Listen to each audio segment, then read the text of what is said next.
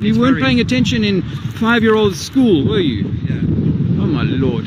Well, let's keep having a look around and see what else we can find. On the left there we have the Isle of Wight.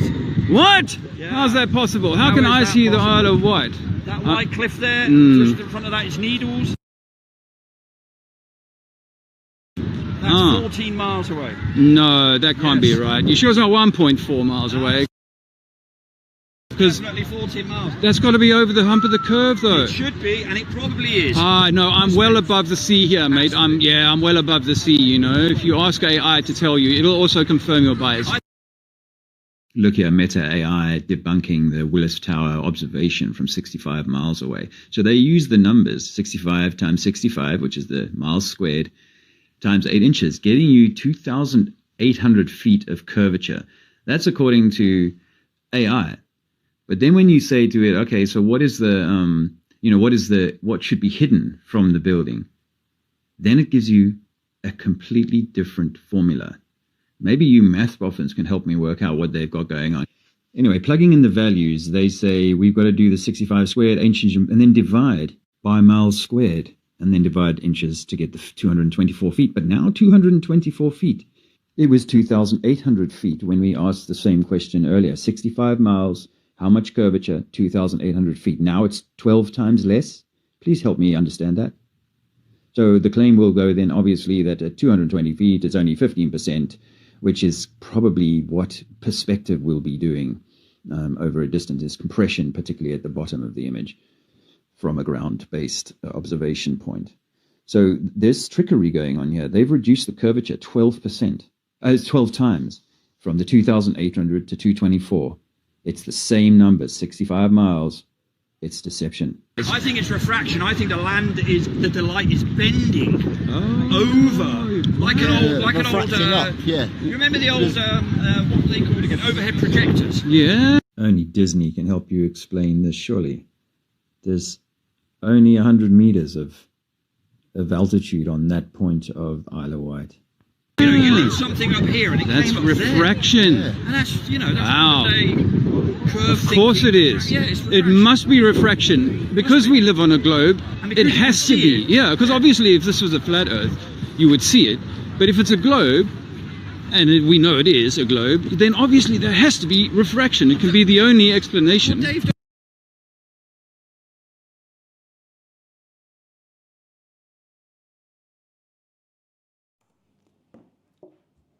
I think you didn't see what I just played.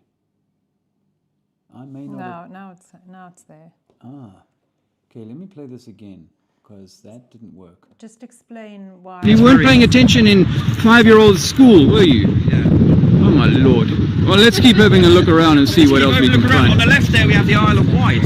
What? Yeah. How's that possible? How can I see the Isle of Wight?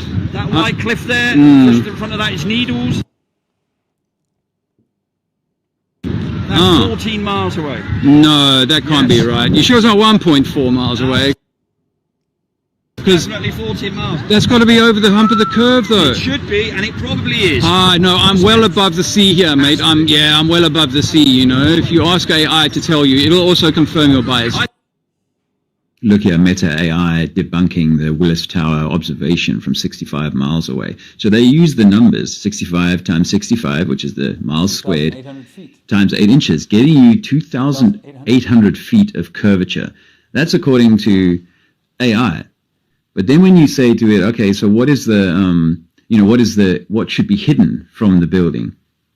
Then it gives you a completely different formula. Maybe you math boffins can help me work out what they've got going on. Anyway, plugging in the values, they say we've got to do the 65 squared, inches, and then divide by miles squared, and then divide inches to get the 224 feet. But now 224 feet. It was 2,800 feet when we asked the same question earlier. 65 miles, how much curvature? 2,800 feet. Now it's 12 times less. Please help me understand that. So the claim will go then, obviously, that at 220 feet, it's only 15%, which is probably what perspective will be doing over a distance, is compression, particularly at the bottom of the image from a ground-based observation point. So there's trickery going on here. They've reduced the curvature 12%. It's 12 times from the 2,800 to 224. It's the same number, 65 miles. It's deception. I think it's refraction. I think the light is bending over like an old. You remember the old what were they called again? Overhead projectors. Yeah. Only Disney can help you explain this. Surely, there's only 100 meters of altitude on that point of Isle of Wight. You know, you lit something up here and it came up refraction. There. And that's, you know, that's a curve thing. Of course it is. Yeah, it's it must be refraction. Because we live on a globe, it has to be. Yeah, because obviously if this was a flat Earth, you would see it. But if it's a globe, and we know it is a globe, then obviously there has to be refraction. It can be the only explanation.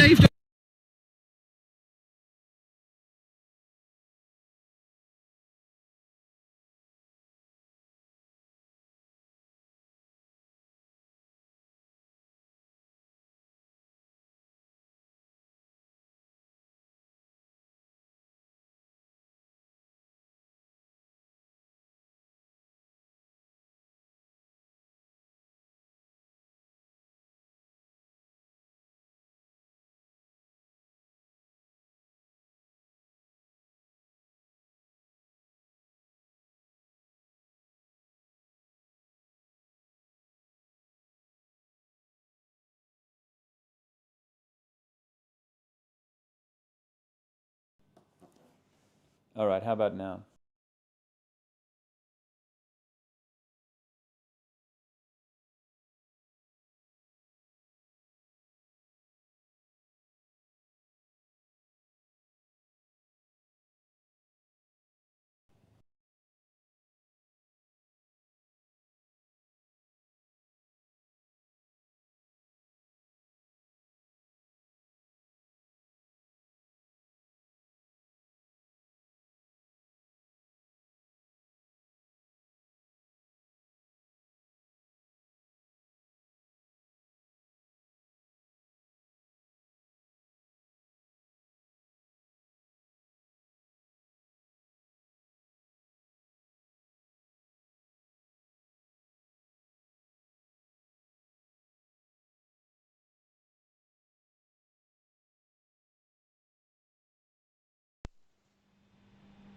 Device. Okay. Let's see if we've got audio now.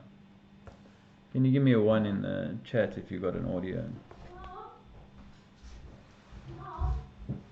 The tech team is away today. So Luke, back on. Thank you, Tarita. Okay. Well, okay, so let me start again. It's Friday and welcome.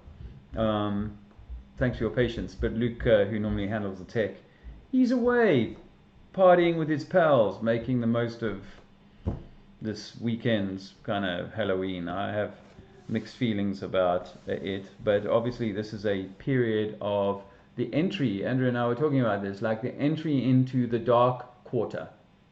You know, it's like the 3 months centering on with December, November, and January being the 3 darkest months of the northern year. We were like, you know, thinking, how does it affect those people whose year is opposite, like the people in the southern region? No matter, it is the entry to the dark season and the quiet season and the hibernation period, and we should be mindful of that. And we were thinking recently, well, over the last months, we've been talking about how, thanks to the ones, guys. I do apologize for the lateness then. I hope you enjoyed the light-hearted banter with Sven and Ben on the beach. We did a lot of that on the Globe Light Tour in 2019, and perhaps if the crew can pull it all together, which I'm sure we will, we can do another tour and you'll get to see some more whatever japes along the way. But yeah, we're entering into the period of the we were talking about it the other day, right? This date is the beginning. The 1st of November is the beginning of the 3-month quarter of the darkest quarter of the year. Yeah, but Scorpio is also the descent, so where we've been sort of the energy has been up, Leo being the peak of that. Scorpio is now taking us, certainly in the northern hemisphere. Yeah. So, I was going to make the point before I went off, that perhaps we need to be a little bit more mindful of how we party during the still season. I'm not saying we shouldn't, but I do think that actually, we should be mindful of it. From a Chinese medicine point of view, if our energy is just as it is on the earth, is movement, in the winter, the dying phase, it goes down into our kidneys, which is where our chi is kept or stored or comes from, and it requires us to kind of really do that rest and sort of transfer that chi to kind of replenish itself, so the following year you have that, and of course when we don't, then we're burning the candle at both ends. Yeah, I mean, I think that's perhaps why we don't live long. Honor our energy, and when it needs to be. Yeah. Like if you were driving a Tesla battery car, I mean, I'm not going to say I feel sorry for you because you're not a victim. But anyway, if you were driving one of these cars and you realize that, whoa, I can get more mileage if I don't use the windscreen wipers, if I don't use the headlights, if I keep the radio off, the air conditioning and all that kind of thing, I will actually be able to drive a lot further on it. So actually it's an interesting, but you don't, if someone ever kind of gave that any thought, they'd be like, well, I normally get 200 miles if I'm going downhill and it's warm, and they won't think about those other elements. But I think we are to consider that. Well, we should consider that if we are to, treat ourselves as the temple of God. The temple of God. I mean, that's a really powerful and hard for people to hear. I'm more and more comfortable with the concept that the seed is the bringer of new life, and the apple and the tree cannot be without that intrinsic element, the seed. And that's what I think we are. So it's not to kind of say, oh, well, I'm better than the tree. I'm an integral part of the cycle. And so at this part of the cycle, we are hard as seed, but we have yet to throw down a taproot and rise up into the sunlight and be our brightest, fullest expression as a tree that lives for hundreds of years. Well, I think nature is showing us, right? We're going to see in England and the rest of the Northern Hemisphere how everything is dying, and it's going to become quiet and dark, and it's going to, it's not using its energy outward, it's going inward. Yet we live, we just use artificial light, we carry on as normal, and that's not necessarily the best thing. We don't honor the early nights for our life force, no. And however, just can I continue to hold that thought? But I just wanted, because people listening are sometimes from the southern part of the world, I think that the opposite conversation is like the yin yang, like that. So whilst we're going into a compression, they're going into expansion. That would seem to me to be right. Although what we were saying earlier about, they're still in the same zodiacal kind of pressure points or signature or whatever, but they're in the rising up whilst we're in the settling down. So this conversation only applies particularly right now to those people that are in the going down phase. Yeah, this is something that I want to deepen my knowledge on, because I don't yet fully understand it. And that is for me, there is the mirroring or the polarity going on all the time. Now, how that works, I haven't yet fully got a place that I feel comfortable with that. And so I will be spending some time trying to understand that better. I just know from an evolutionary astrology point of view. So in other words, you know, me, then the descent, and Scorpio for me is in the 12th house, which is that that sort of darker connection to the other side. One could even say it's like the death, but it's connection to spirit and the other realms. And I have Scorpio there, which can be quite tricky, and we've had a lot of energy there. We have the sun there at the moment, so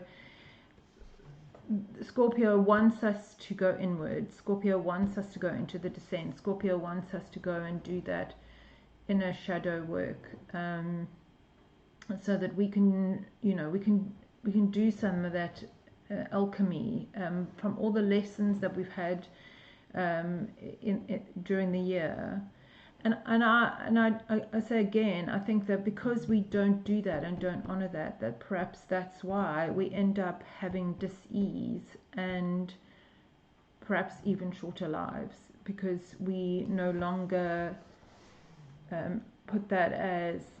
And I know that we live in a world or a 3D structure that doesn't honor that either. So it's really difficult if you're having to go to work at certain times, and children are having to go to school, and there's all the events on. So I know it's harder, but I suppose there are ways we can find, or we need to make the time to rest. Yeah. Actually, Zizi asked me a question this morning. He said, "Why do we sleep?" And I think it's the same thing. You know, that's like a micro. A cycle that we're in every day, is that we have the morning, which is the springtime. We have the middle of the day, which is the peak summer, and then we have the autumn in the afternoon, and then we go into the dark and the night. And it's, you know, my answer to him is that we need the sleep to repair, to replenish. In fact, we wouldn't survive long term with no sleep. The body needs to have that die off. And it would suggest, just the natural life cycle would suggest that the winter sleeps are longer than the summer sleeps. They might average out at, I mean, they're not going to be like half.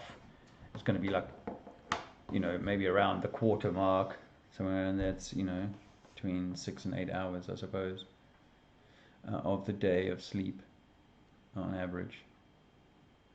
Some would say minimum of 7, whatever works for you. But yeah, this is definitely that period of that. But as I said, I think, you know, from the southern region perspective, it's obviously looking forward to the Barbies and, you know, getting out there and doing stuff. Yeah, I mean, speaking of doing stuff, we have been doing a bit of stuff lately. Aside from, we started talking about because some of what we said earlier was lost because we didn't have our audio sorted. Hi, Happy, by the way, it's nice to see you. And good to have you. Yeah, space. And Sea Lightning and Tarita. Toronto. Yeah. And yeah, so and Bon is here. So nice to see you, Bon. It's been a while. But yeah, we had a fun outing to Bournemouth on Tuesday, where we went to Ian Leahy's Flat Earth Social, and we hung out with a bunch of people. I'll put some videos up on the channel about that, so I'm sure you might have seen them.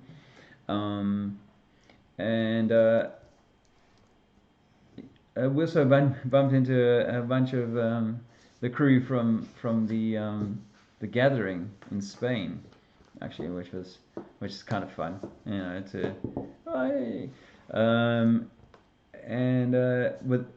with that in mind, we are continuing the work to set up the event for next year in September. Simultaneously, Andrea and I are working on an event for this coming April, so 6 months from now.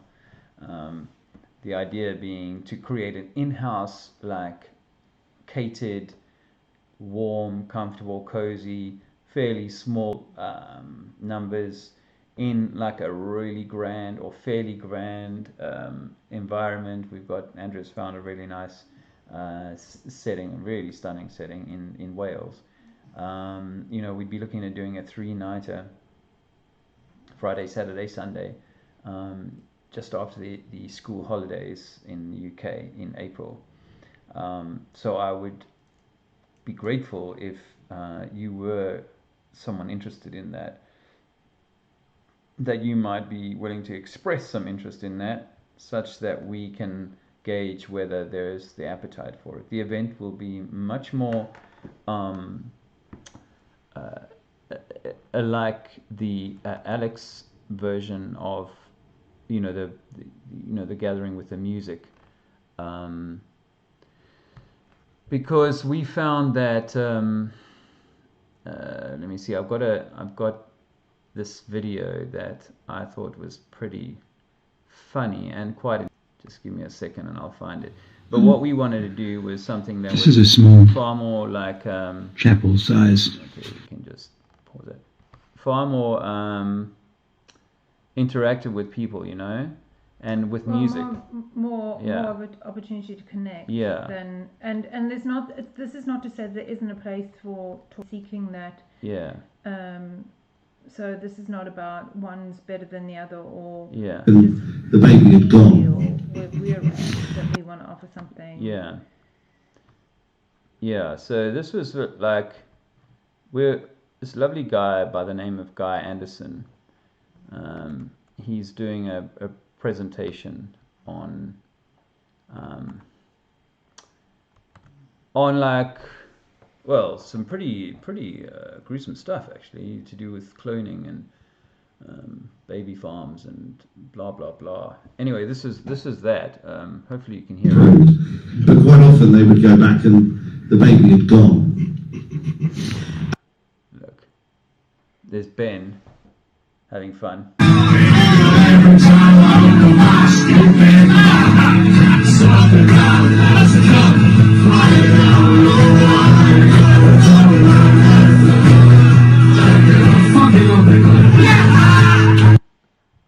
All right, I love that little moment there. That kind of says it all, We want to do that in England and give people the opportunity to gather. I was talking to Martin and Julie at Bournemouth, and they were very keen on such a thing. It wouldn't involve needing to fly out of the country for anyone in England and Wales, it would be in-house, so the accommodation and the food would be kind of all wrapped into the package price. And if people chose to, they could obviously have day tickets or not choose to be in the accommodation. So it's not an as it were. You could even get an Airbnb off-site if that was your preference. But what we wanted to do was have something where people could really socialize for a long period of time over the course of the weekend, interspersed with some awesome music. I've spoken to John and Lucy in France, who have their own band, 4-piece band, and they normally play live gigs in France. Truther kind of stongs, but they're preaching to the French, and so for them the opportunity to play in English, or to an English audience, would be awesome. I'm hoping to get some of their demo stuff from their recent visit or going to a studio to lay down some tracks for their album. I think Bell, I haven't confirmed this, but I think Bell, who made quite a hit at the Guru Gathering, I think Bell would be willing to be involved musically. And there may be one or two others who will add something to that. So we think it'll be like an awesome, we're really good at the catering and the organizing side of that, and Lucy and John are really good at the musical side. They've been doing it all their lives. They're also accomplished musicians. and I think we can have a fantastic gathering. It just felt like leaving it for 12 months was too long. Alex felt the same, but of course coming to England is not viable for him at the mo. So yeah, let me know what you think.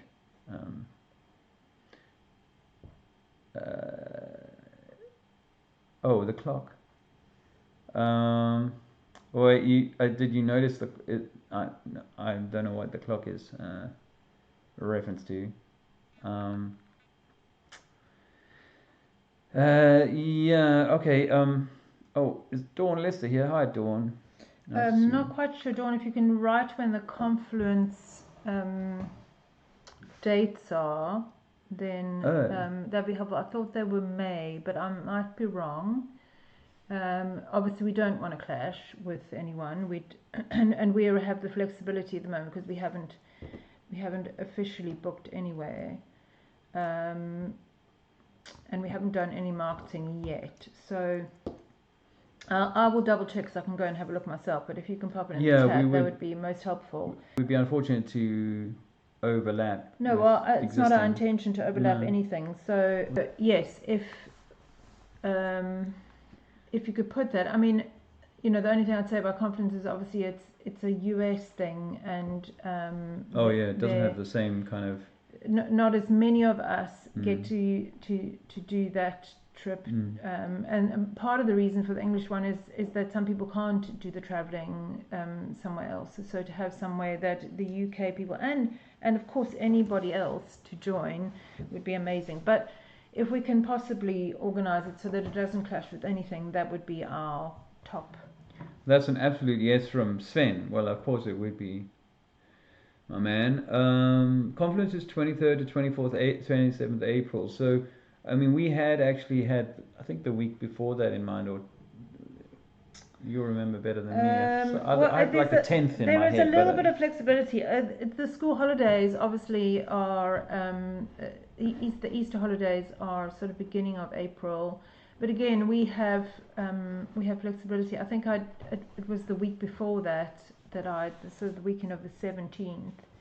The weekend of the 24th is Zizi's birthday, so I don't want to overshadow that. Oh yeah, we might be a little too busy to give him any birthday time. But again, we're not set on any date specifically, are we? No, we're not. You know, and right, you know, it could be, you know, as far as I'm concerned, it could be like May, but obviously it just needs to sit right in terms of what fits. It doesn't have to be exactly 6 months. I mean, I had this idea of it being at the equinox as well. Sorry, equinox. That's around spring. The 20th of March, but the availability of properties in the UK, very which limited. are amazing. There is so much available here compared to Spain, but that particular weekend is just not seems to be a favourite amongst. So we could get an incredible setting. Incredible, beautiful setting with lounges and places for people to be if the weather's English, and also grounds and that kind of thing. And you know, we'd be looking at laying down $4,000 for the space for the weekend, and then obviously catering that, and paying for, you know, getting the band over from France, blah blah blah. So that would be kind of like what we would. So which is why I'm keen to ensure that there's a reasonable level of interest. Otherwise, obviously, it won't be viable.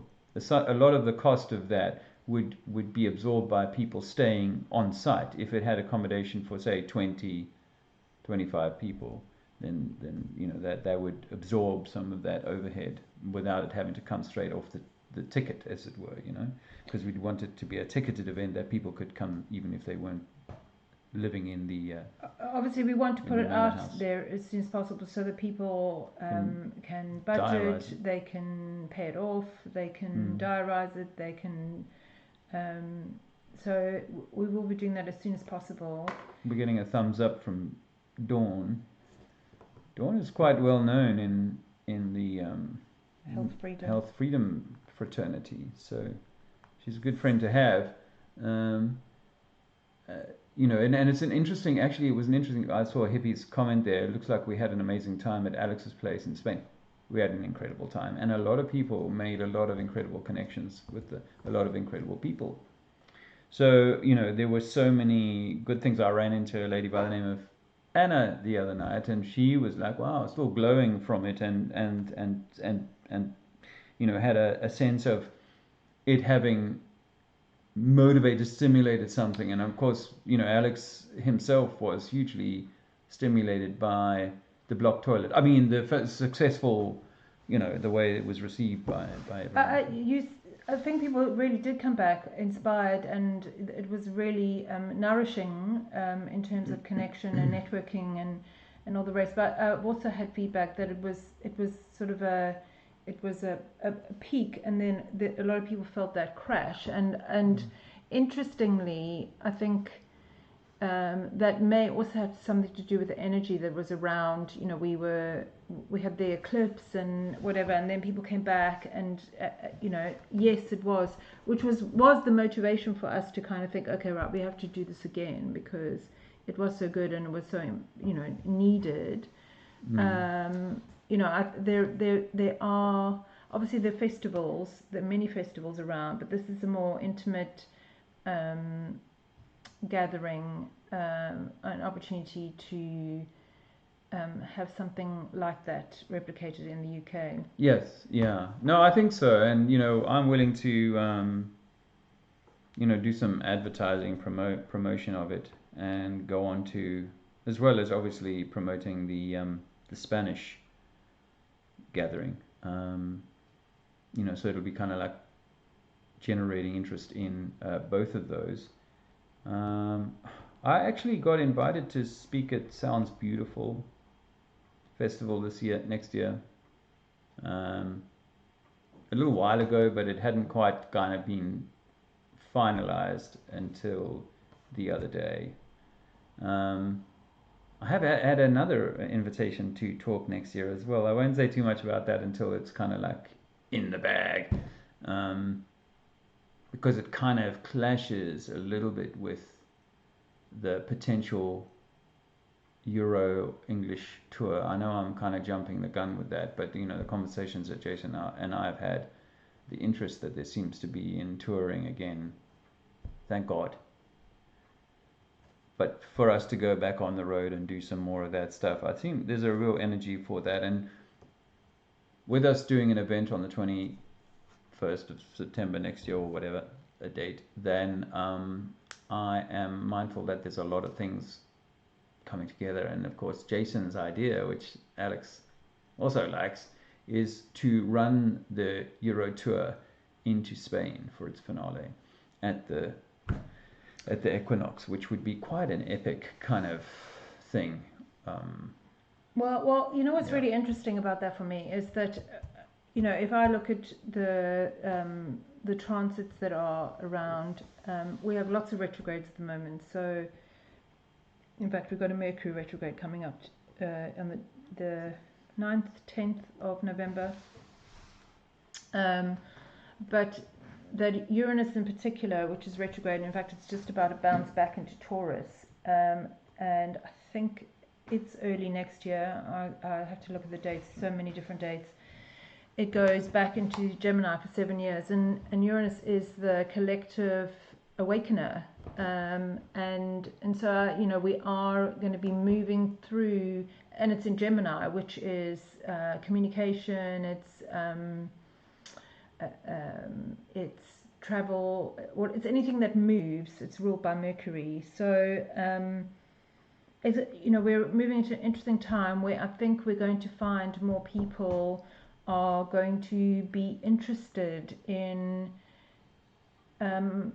or be awakening. I really don't like that word, but be awakening to that there is something off by some world events. And yeah. I'm not a psychic, so I'm not saying I know what that is, but I can only look at the astrology, and we know that there is an alignment coming in, I think April, that reaches its peak in April, which was the same alignment that happened in Pearl Harbor. No. So what that means, I don't know. But I know that there is going to be people who are going to be looking for information. Well, it's interesting because people are obviously, like in the health freedom segment, people were obviously, rowing their boat for years and years and years, and then all of a sudden 2020 turns up and the boat all of got very full, and awesome for that. But what was interesting at Alex's party was that we had, for the first time in my experience, like people that weren't strictly flat earth, coming into the group, as it were. And that's important because, I think that we have history guys like Martin Nika and, people like that, but it just felt to me like, it's an interesting departure or upgrade or transition from things before where people were very segmented. So I don't know, Dawn's story, and perhaps I'll learn it at some point, what in terms of the flat earth. But I was more, I guess, struck by people like Andy Kaufman, who I don't know that I knew that he was a flat earther, but I think that until I know, I'm going to assume that for a guy like him, over the last 5 years, the revelation of so much, or the realization of so much top level hiding, deception, obvious deafness to the insanity, and the numbers all being off, and the sudden departures of people who were healthy, all of that stuff that's being hidden, that has been a huge smack in the face for these folk. And I do wonder that they haven't gone, wow, we've been deceived by so much. And now I'm mingling with people who say that even the other bits of science, the science to do with space and so on, all of that is also like virology. That it's an easy transition for them to go, okay, yep, I can see those things. It's the dots, isn't it? You're moving from the dot to dot. But what was also interesting, I'll go back to astrology, is that we had Chiron when the in March on the 23rd of March 2020, we had Chiron had just moved into Aries, which is the self. It's the beginning of the zodiacal year, but it's also it's that first sense of self. It's that sovereign self, and we now, although Saturn and Neptune are retrograde in Pisces at the moment, at the beginning of next year they will both move direct into Aries, and that's again, there is Neptune is the dissolver. It's and Saturn is, let's roll up our sleeves, we've got some work to do, and I'm going to. It is also Saturn is the structure. It's the teacher. So there's going to be some lessons for all of us to be learning around our sovereignty, our autonomy, our independence, our power, our forward movement. We still have Chiron there for a while, but that will also move then into Taurus. So there's so much to come. I think 2026 is going to be a really big year. I think 2025 is a big year. It feels like we're though in sort of an unlearning death year. That's certainly how it's felt to me.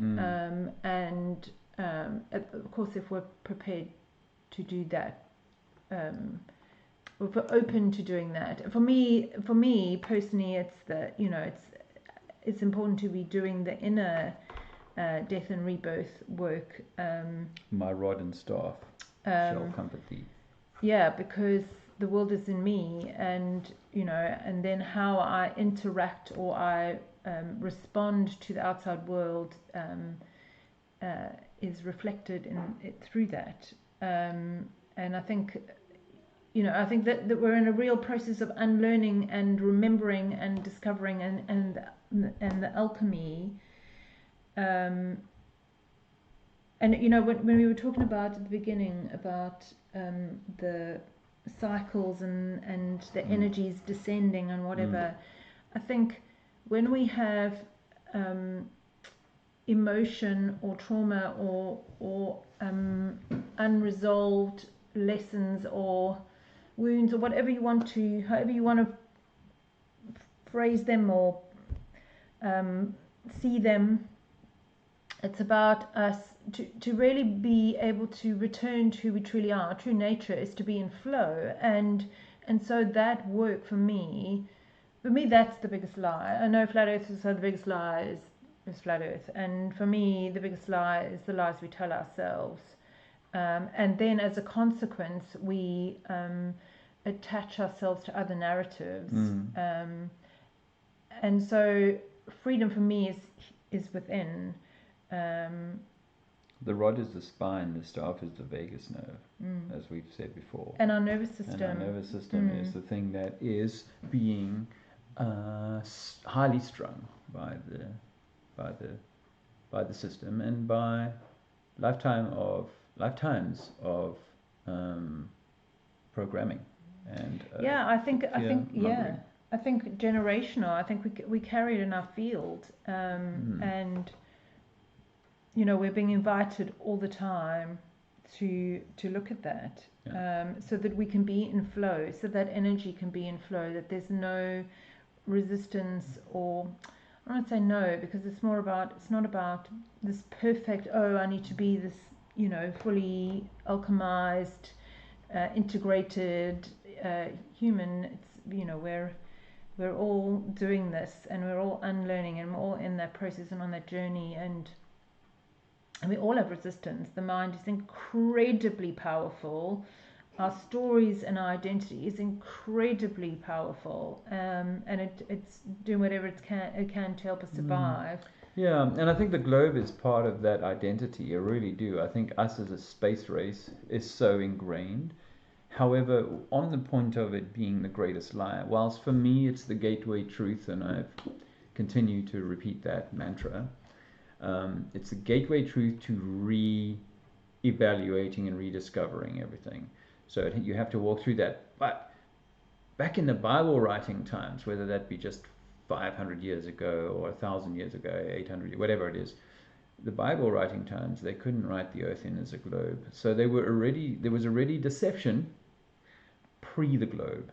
So the globe may be a silver bullet to the honoring of authority here, man-made authority, but it isn't the silver bullet to tending to the greater deceptions that I think that have been laid on mankind prior to the invention of the globe in the last 500 years. I think it's more our relationship with the narratives, or our relationship with the stories, both within and without, that we hold on so tightly to because it's familiar. And I've said this many times, our mind, to create safety for ourselves, it wants to know, it wants to figure it out, it wants to stay in the familiar. You know, there's that way that I describe it is, you know, the mind is the cage, the door is open, but we'd rather stay in the box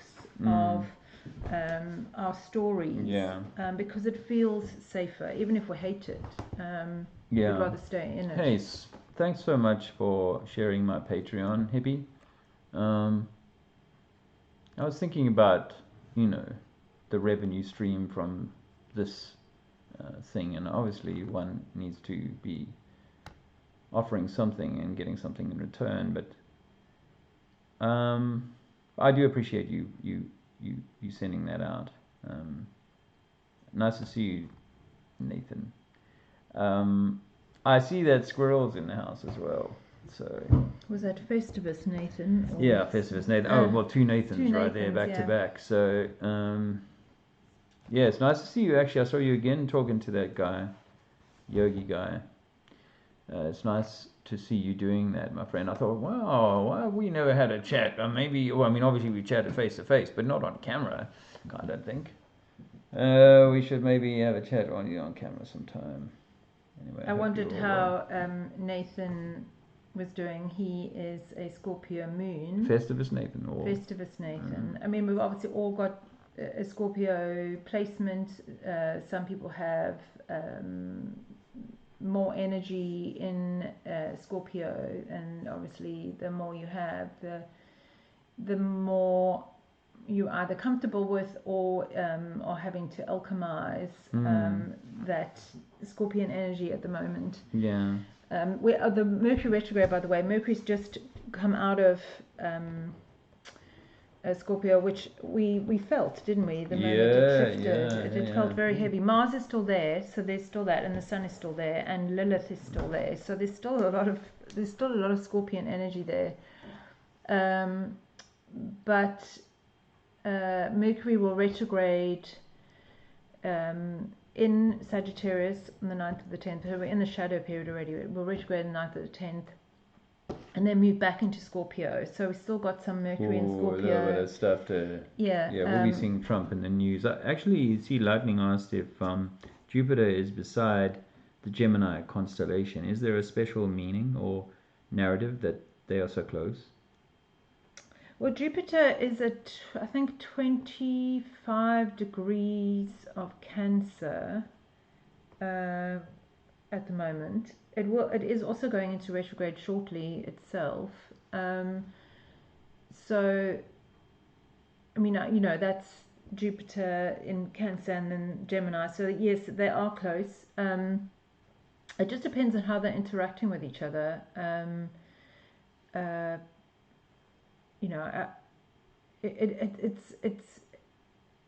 It's so dependent on where the certain transits are. So I'd have to have a look at them specifically. But it is like a weather report, and I've been asking Andrea if he could collate like 5 or 6 really clear patterns, so that when she talks about it to people, particularly guys, we're not. This is I think not strictly, but more feminine power. The intuiting of this energy, I think that's what. So, but for us guys, it's like, it's a little harder. It's less tangible than 8 inches per mile squared. Which, by the way, I do not agree with. I've been saying that for years, but I do not agree with 8 inches per mile squared. I suppose because astrology is quite esoteric. It's not. Dawn agrees 100%. By the way. It's not something that we can necessarily prove, and I can only I've connected to it through my experience and what I experience in my body. It's a little story, which is it's like every time it's affirmed to me, it's just and I know it. I just obviously my mind will try and tell me that it's not or whatever. But my daughter has, she has a stellium. A stellium is when you have 3 or more planets or archetypes or energies in a zodiac or a house. And she actually has 4, but she has her moon, she has Chiron, and I'm going to say Mercury, but I'd have to confirm that. And then one other being more of a collective energy. And the other night she sent me a message midnight saying, what's going on with the energy, because I can't sleep and my mind is whirling. So I go and look at her chart, and it's Mars. She has Mars there. She has Mars conjunct, which is on top of her Chiron. And she has the Sun on top of her Mars. So in other words, they're aligned, right, exact. And of course, it doesn't matter even if they're not exact. If there is 2 or 3 degrees either way, you're still going to feel the energy of those 2 energies combining.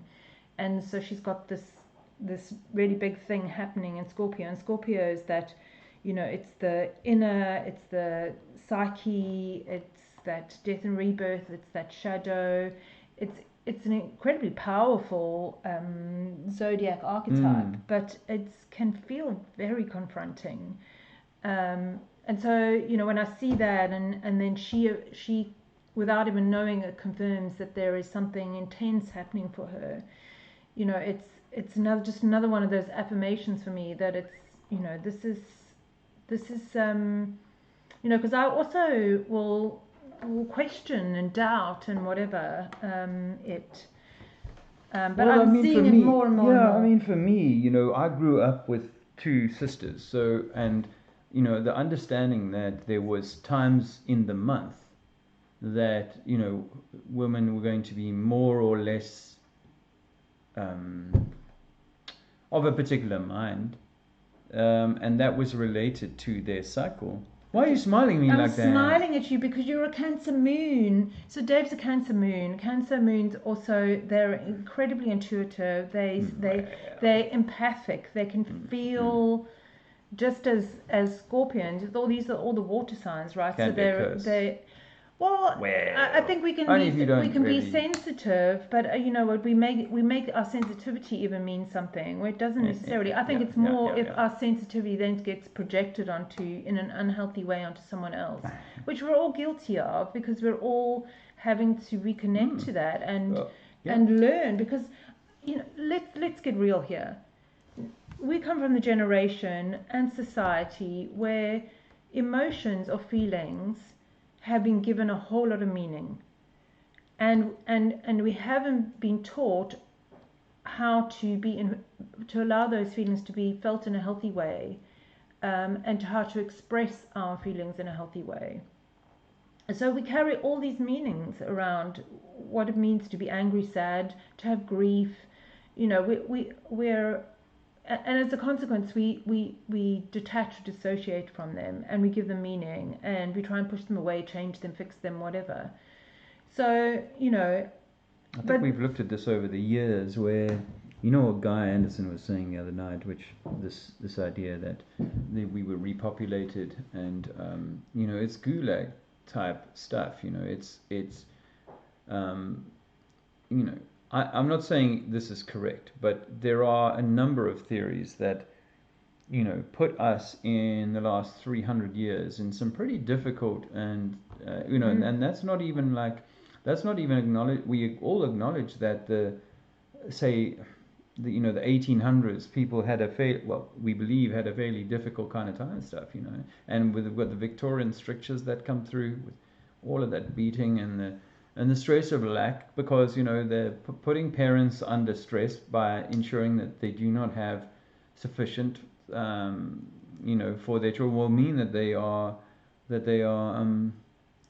you know, we're putting unnecessary limitation and shortage mindset on people, and from that survival, and of course if you're in survival, then you're probably become dysregulated, or you end up, you know, let's be honest. If you're feeling stressed about, say you get a bill come in the post and you're feeling stressed about that bill because, one, you don't know how to pay it, or it's something that you've been dreading, or whatever the case may be, and then your child happens to come in and need something from you, a lot of the time we end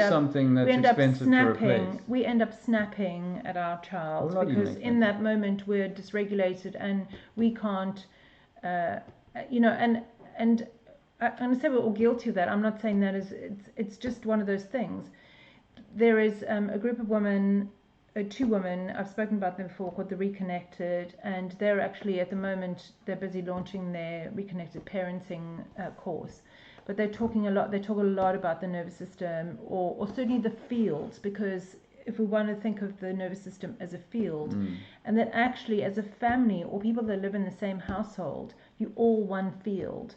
So, and I know this from my experience with my two older children. When Dave and I were separated, I thought that I was hiding how I was feeling. I wasn't. They felt me, but didn't understand, because Mummy was like, everything's okay, I've got it all together, yet they could feel whether it was anxiety, whether it was that I was in collapse. In other words, my nervous system was shut down. Because I was coping with a whole lot of emotion, I was trying to suppress it and cover it up and not deal with it. And children feel that, and of course then they don't understand, and they're seeing one bit of information on the outside, but yet feeling something else. and the two don't match, so they stop trusting themselves. And this happened to us too. And I think this is where the disconnect happens, is that we end up starting to trust our feelings, or that what we're feeling is okay, and that we're given safety to feel it or even express it. You know, most parents these days, if the child is angry or upset or whatever, we try and fix it or stop them from feeling that way, instead of and I know that's vastly improving. So many parents are becoming conscious of that, and this is not about gentle parenting. This is, you know, children need boundaries and all those things, but they equally need safety, and that's something we weren't given. So now, as adults, expect us to now be able to navigate those feelings. It's incredibly difficult, and often it ends up being explosive.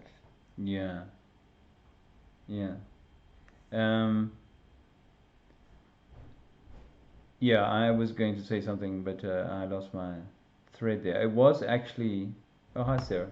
It was actually coming back to the point about the moon. You see, the moon, obviously, you know, how it's connected to tides, if at all, is another question. But in terms of the effect on people, we know that that's real.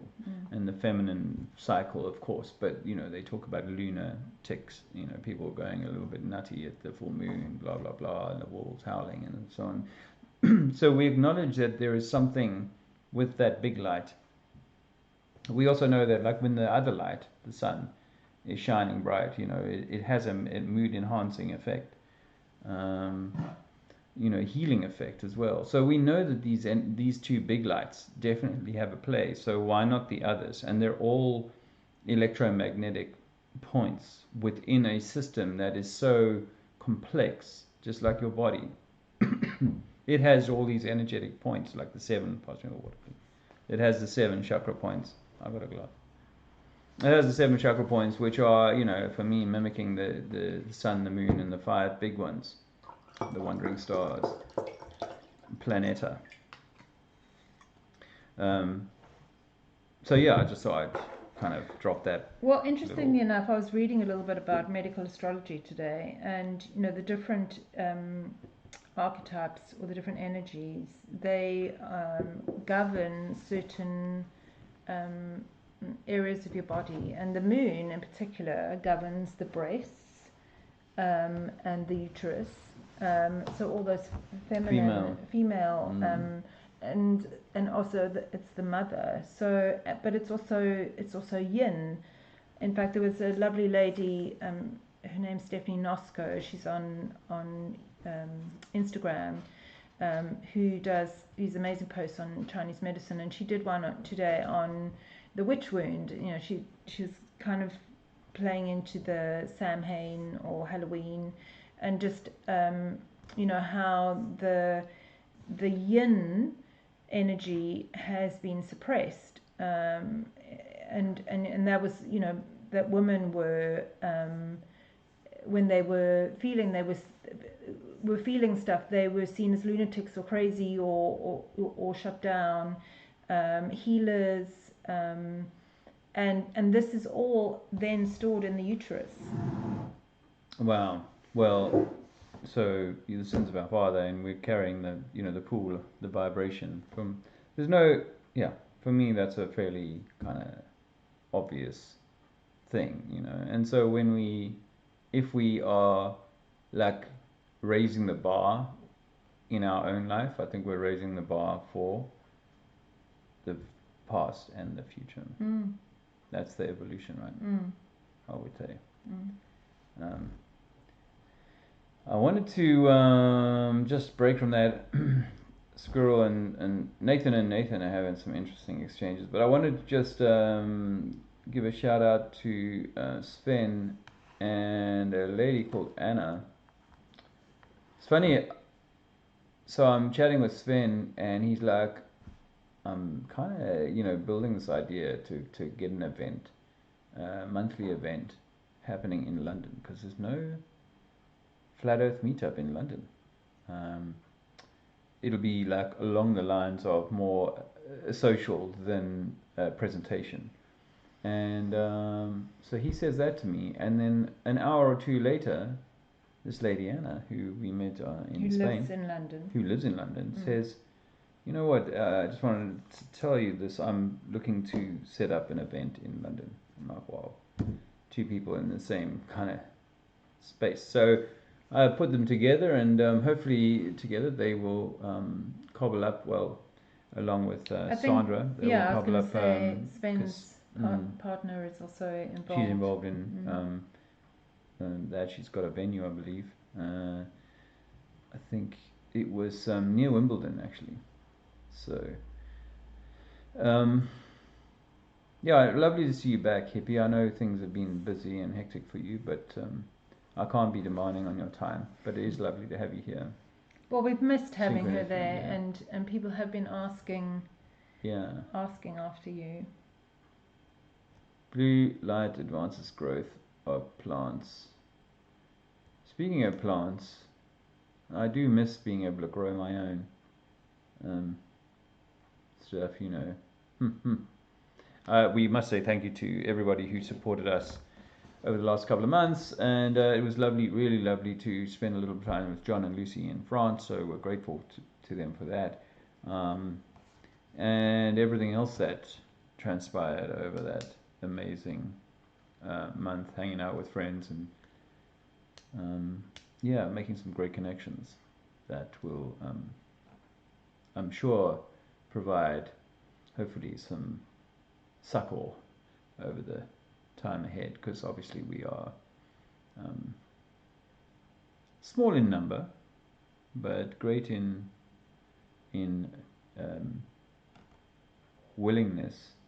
Actually, speaking of that, it reminds me, I'm doing do you remember in Spain we did the street activism on the Friday, and during that time this old couple approached us, and they end up, to cut the story short, they end up being the owners of this large online TV company in Switzerland that produces content in 80 languages in 50 countries or whatever. I don't know. You might think it was 80 countries or more, but I'm not sure. No, maybe it's like 150. Anyway, it doesn't matter. Yeah, it's quite a thing, and they were surprised we hadn't heard of them. And I'm doing an interview with their English editor of theirs tomorrow. And one of the questions he wanted to, ask me about was, what is it that drives my passion for the street activism and, getting out there and telling people the truth, or what about the deceptions, if I don't necessarily know all the truth. So I'm doing that tomorrow, and it won't be live, but I will try to get a recording as such and share it with you. It reminds me of the question that I think it was a couple of months ago, Kelly Brogan did an interview with Austin, and she asked him the question, why is your passion flat earth? Why is that the thing that you want to talk about? And he said for him, that's like the switch, the ultimate switch. If you can switch that, then kind of the rest just goes, will. And obviously that as much as he's had to withstand a whole lot of grief over the last few months with regard to certain things that have unfolded, he still remains willing to come forward with that information. I'm not saying that he too doesn't have areas of alchemy required and maturation, but it is obviously something that he feels very strongly about sharing, and is willing to often put his energy into, and is not necessarily always openly received. But it is a test, isn't it? I mean, so many people say, I don't know how you go onto the street and talk to people. I wouldn't be able to do the same. But it has been a journey for you, right? That you've had to go out there and learn to meet people. And in fact, even in our daily walk, we meet people all the time who, are not able to necessarily or aren't yet seeing the world. Although more and more we have conversations with people where there is a little thing that's happened to them, particularly with regard to the last 4 years.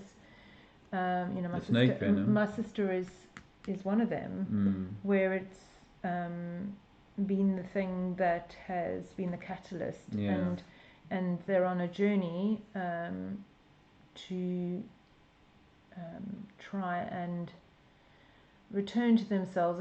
Certainly my sister's experience of that, this is her reclaiming her herself, remembering who she is, and it's a tough walk for my sister in particular, but for many that we're speaking to, right?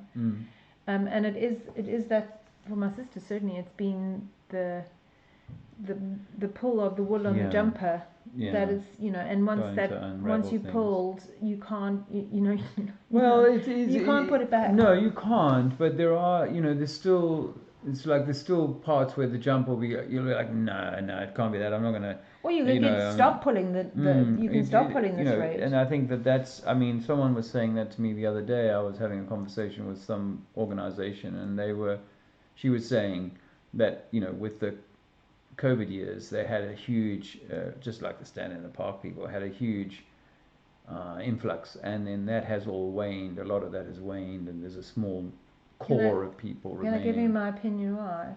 Because it's not the outside information that is going to take you deeper to your own sovereignty, freedom, expansion, connection. It's the inner stuff. And people probably get annoyed that I talk about that, but for me, it's such an important part of the journey, and you can't do one without the other. It's necessary. It's uncomfortable. It's important. Know thyself. Zizi actually asked today, didn't he? He's coming with really profound questions, which is very Mercury and Sagittarius, by the way. Sagittarius is truth, it's expansion, it's spiritual, it's the teacher, but it also wants to learn and explore and know more. And so he said to you, why do we exist? And it was a good moment to be able to, and he had some interesting input, didn't he, on that. I wasn't sure if it's stuff he'd overheard me talking about, or whether he's really thinking this all through for himself.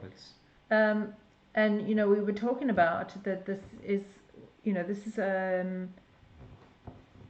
is like a school of life, and we've come here to expand and grow, and we're all an expression, many expressions of the whole. Interesting conversations. Yeah. So the Nathans are having an interesting conversation as well. Hi, JP.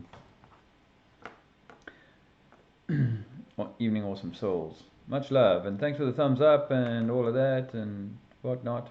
So it's interesting that, Squirrel had said this, I wonder the percentage of Christians that took the snake venom.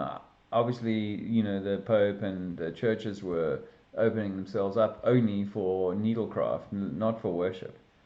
Insanity. But I think the percentage is fairly high. I mean, I don't know if it's just the average of, what the society is, or I couldn't say. So I'd only be stabbing in the dark. But I think that, like I've said to many people in the street, like you can only serve one master, and really when I saw nappy time, it was like, didn't matter where you went. In the main, people were all doing the same thing, So the trust in God for the majority, I would say, of Christians is sorely and unfortunately diluted. And just the belief in heliocentrism is a dilution, and the inability to read clearly that the Bible, as I saw as a teenager, the Bible is clearly referring to an earth that doesn't resemble the heliocentric scheme. So you want to talk, don't you? I can feel it. No, I'd want to add in something after you finish. Well, I feel like, unfortunately, the majority of Christians are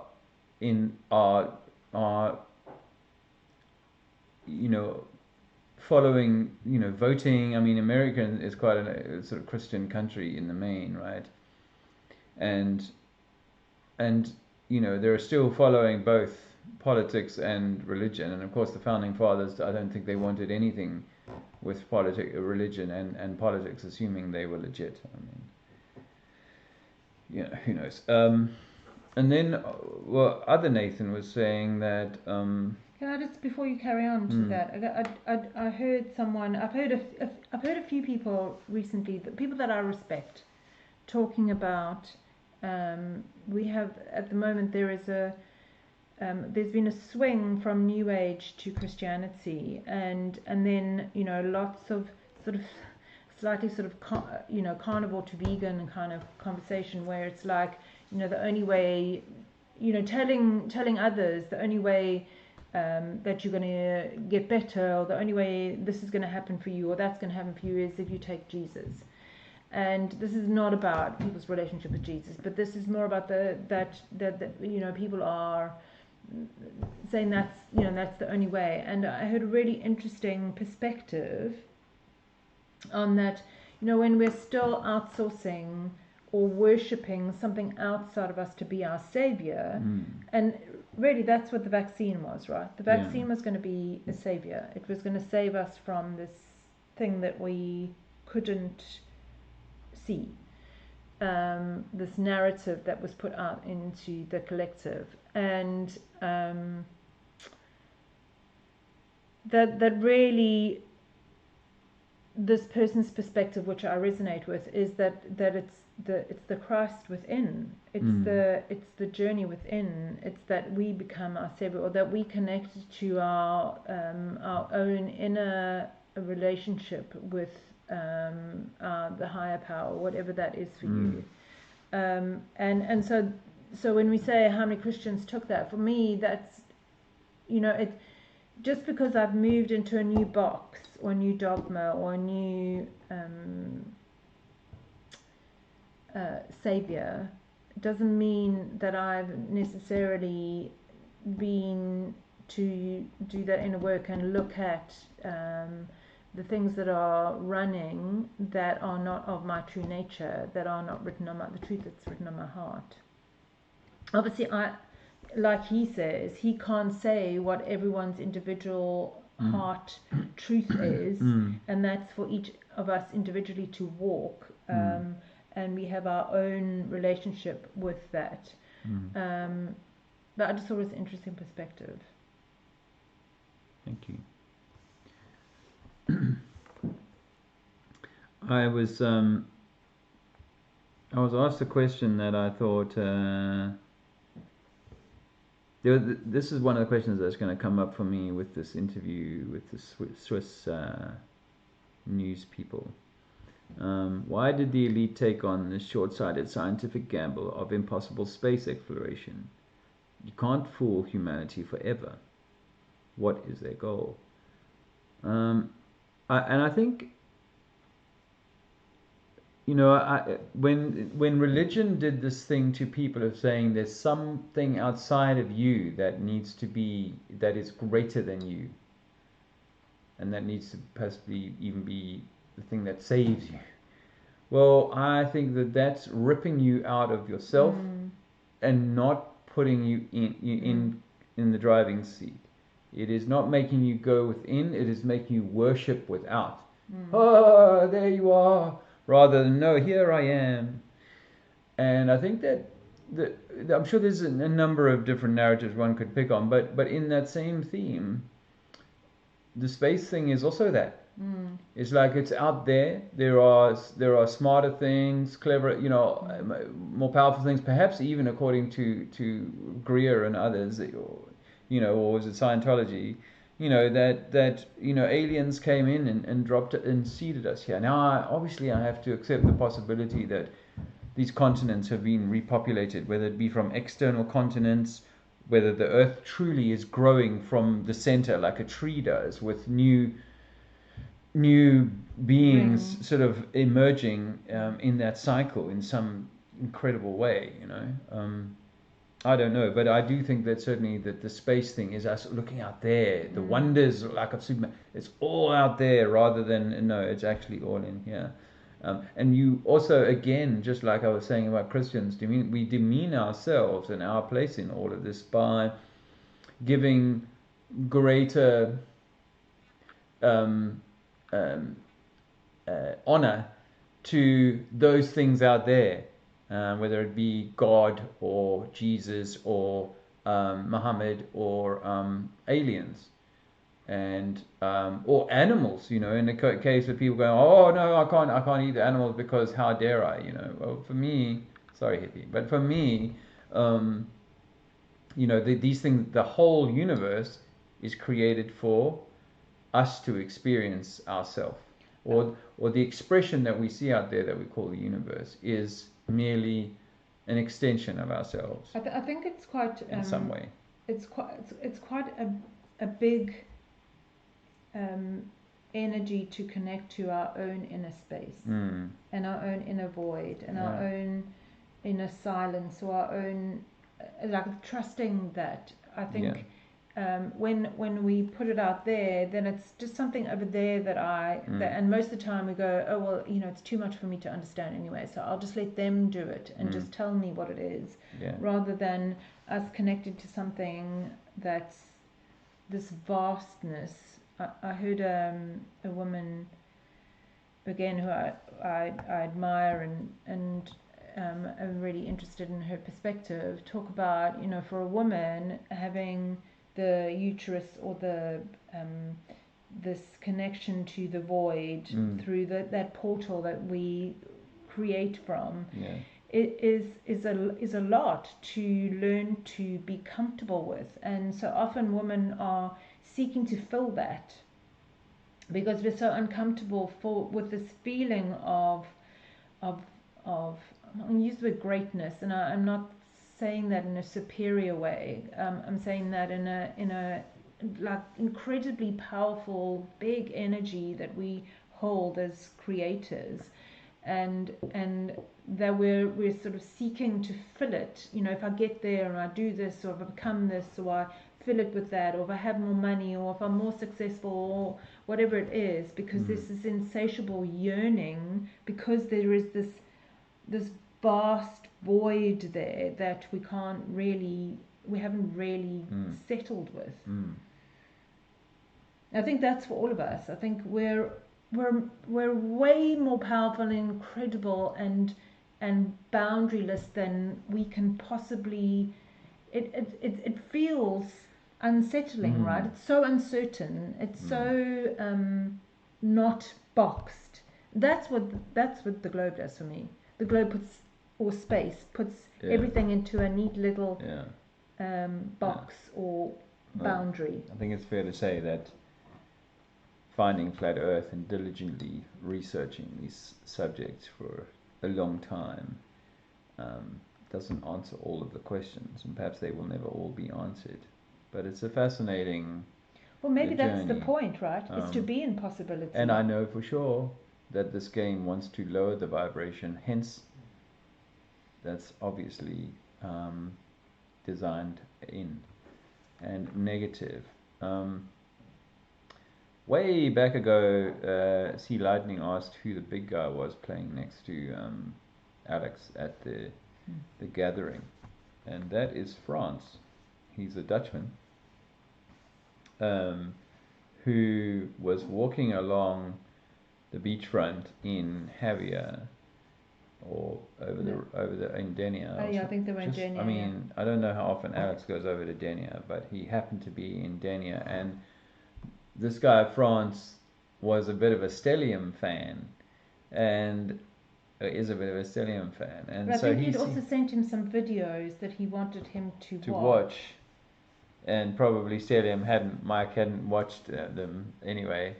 He ends up running into him in the street, walking with Alex, and he hadn't come across Alex, but the two of them are musically inclined, of course, as you can tell, and they started bashing it out together, and they've actually made a couple of songs that they co-wrote, or one has written, and you know they worked on two really amazing songs that I really like. I think there's just an incredible synergy between them, and you know they just seem to be able to connect in their music. Yeah. I think more so than Alex has found in the past. So it was. Yeah, along it with was that. as France would say, it was a scripted. Yeah, everything is scripted. Everything happened. Nothing. It was is, a scripted chance meeting. Yeah. But they play really well together. They both, I think, can pretty much play without music.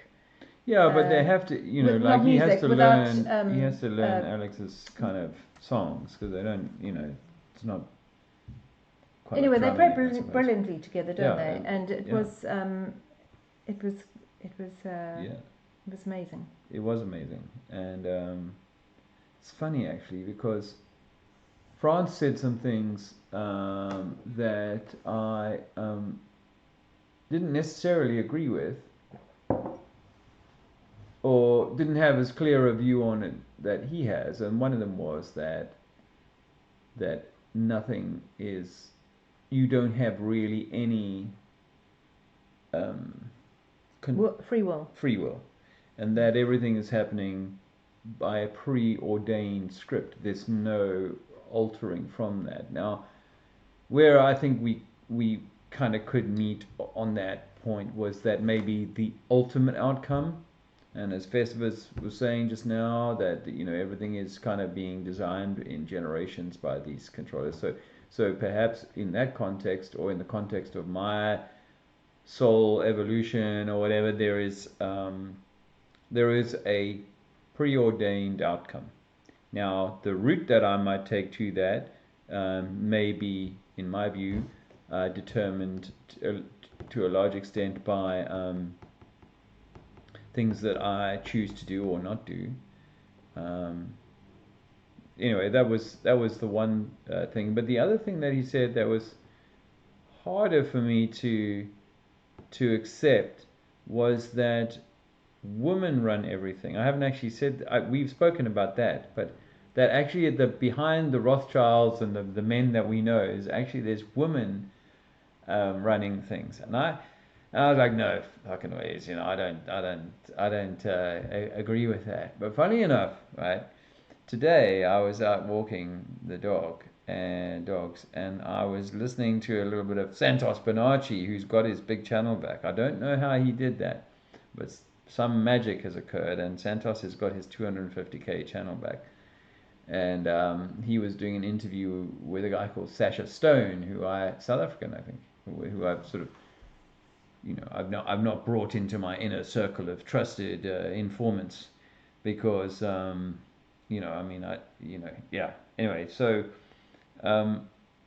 Sasha and I anyway, I didn't listen to the whole thing, and Santos wasn't hammering flat earth, and he wasn't sounding like a psycho, but what he said was that actually at the very top table, beyond the men, it's actually women who run things, and that's how it should be. So it's the second time in a month that I've heard someone, I've never heard that before, and you know, it flies in the face of everything that we understand about, you know, it's the Faucis and the Gateses and the Rockefellers and the blah blah blah. You know, I know we've had Queen Betty for all these years, and there's Queen Victoria, so you know, but the Pope is a bloke. I don't know. I mean, we've always said, like, you know, it's that all roads lead to Rome, and then there's the black Pope, the grey Pope, the white Pope, the pink Pope. You know, they've got all these different popes.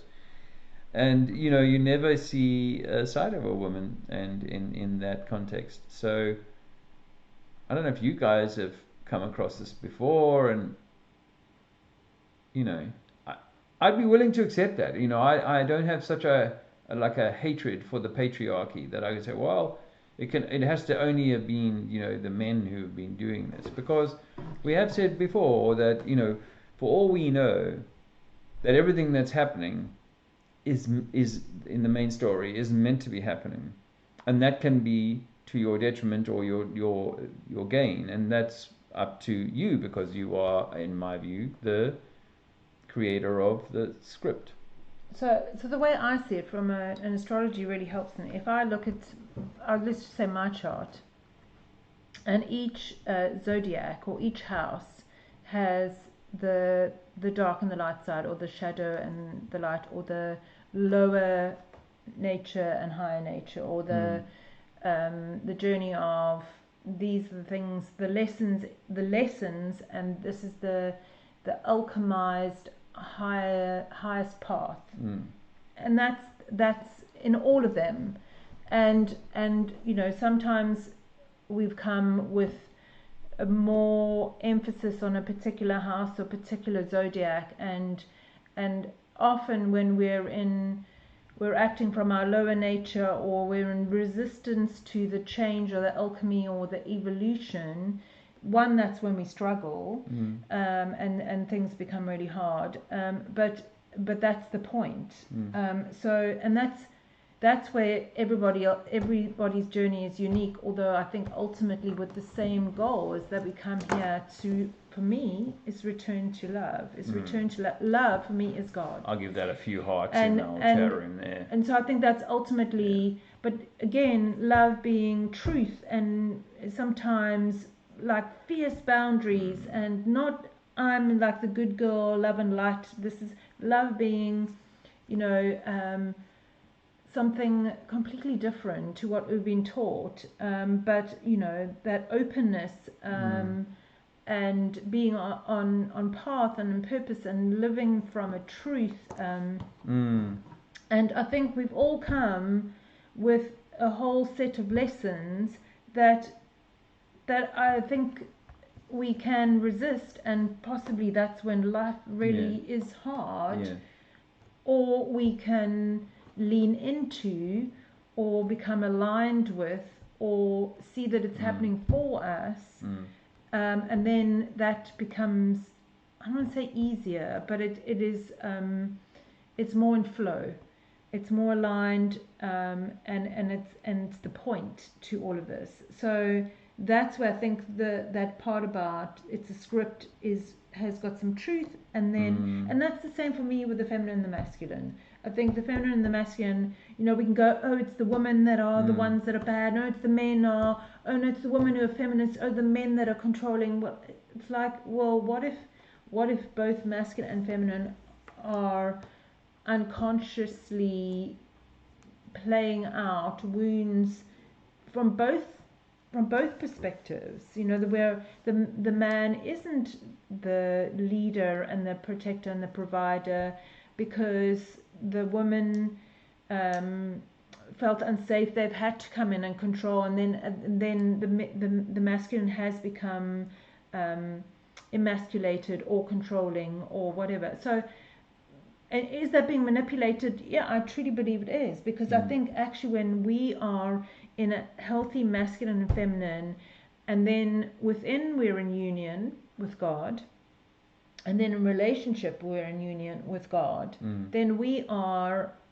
then truly powerful, then we are truly the creators. Yes. So that's why I think that to suggest that I don't have any influence on the outcome of my story is to disempower my potential. I mean, obviously, if you're one of those people who are motivated to be like, super go-get, that's going to be perhaps what you do anyway. But I think that for people like me, I have to step into something. It's not just going to fall in my lap. No. I'm sure it's the same for a musician, it's not, you could be gifted, but you're going to still have to practice. Yeah, and then Sven said Mother Earth, which I completely agree with. New life comes from the seed, from the earth, the hearth, and then rises up into the sky. And I think the sky is I'm going to say L, but you know, it's the electrical. So the Ma is the magnet, Mother Earth, and electricity is the masculine element of that.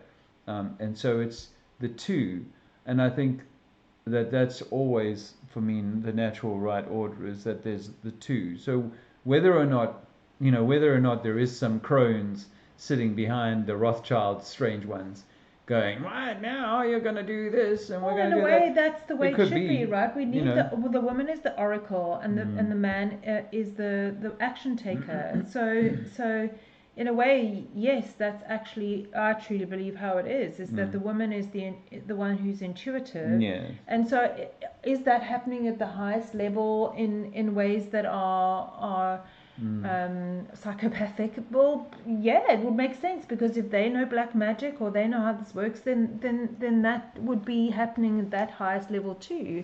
But does that mean that all men and women are or that the women are this, and for me the ultimate is if they keep us at, it's like with anything, right? If they keep us at war with each other, then we're not really coming into our true essence as the feminine or the masculine, and then coming together in union. Yeah.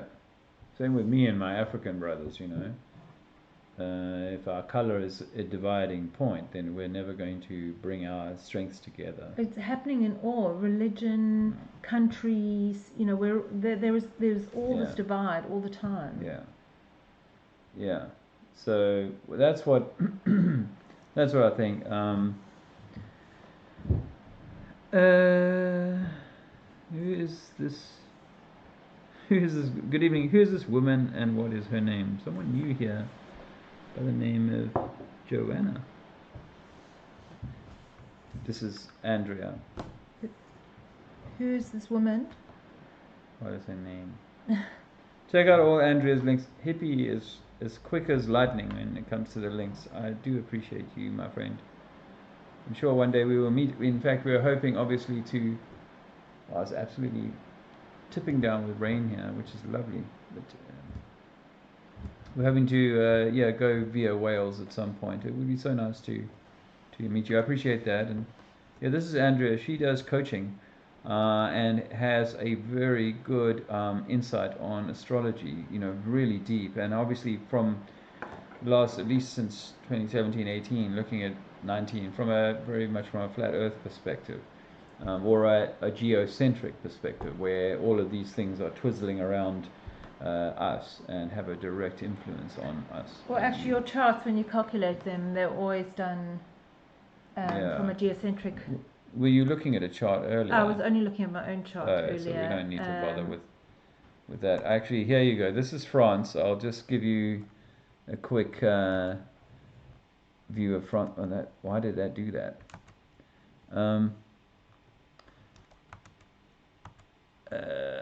So this is France here. Oh my gosh, what are you doing there, man? Are you dancing? Well, I was doing an impersonation. The world famous. Now, would you like a takeaway, or would you like to sit indoors? Oh, here we are. Hey, so everything's just refracting up, and that's why it seems like the Earth is flat. Where was If nobody wanted it, if it didn't meet the requirements for where it was going to be set, unknown to the mother anyway, they were drowned. No, I mean, Financial hardship. They couldn't afford to keep the dog. She's the most notorious serial killer in the history of Britain. But quite often they would go back and the baby had gone.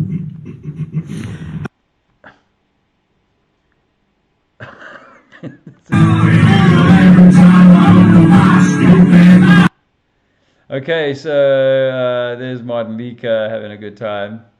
That's Ben there, obviously. That's me. And Andrea is hiding behind me there in the red. But this is France, lovely man, and yeah.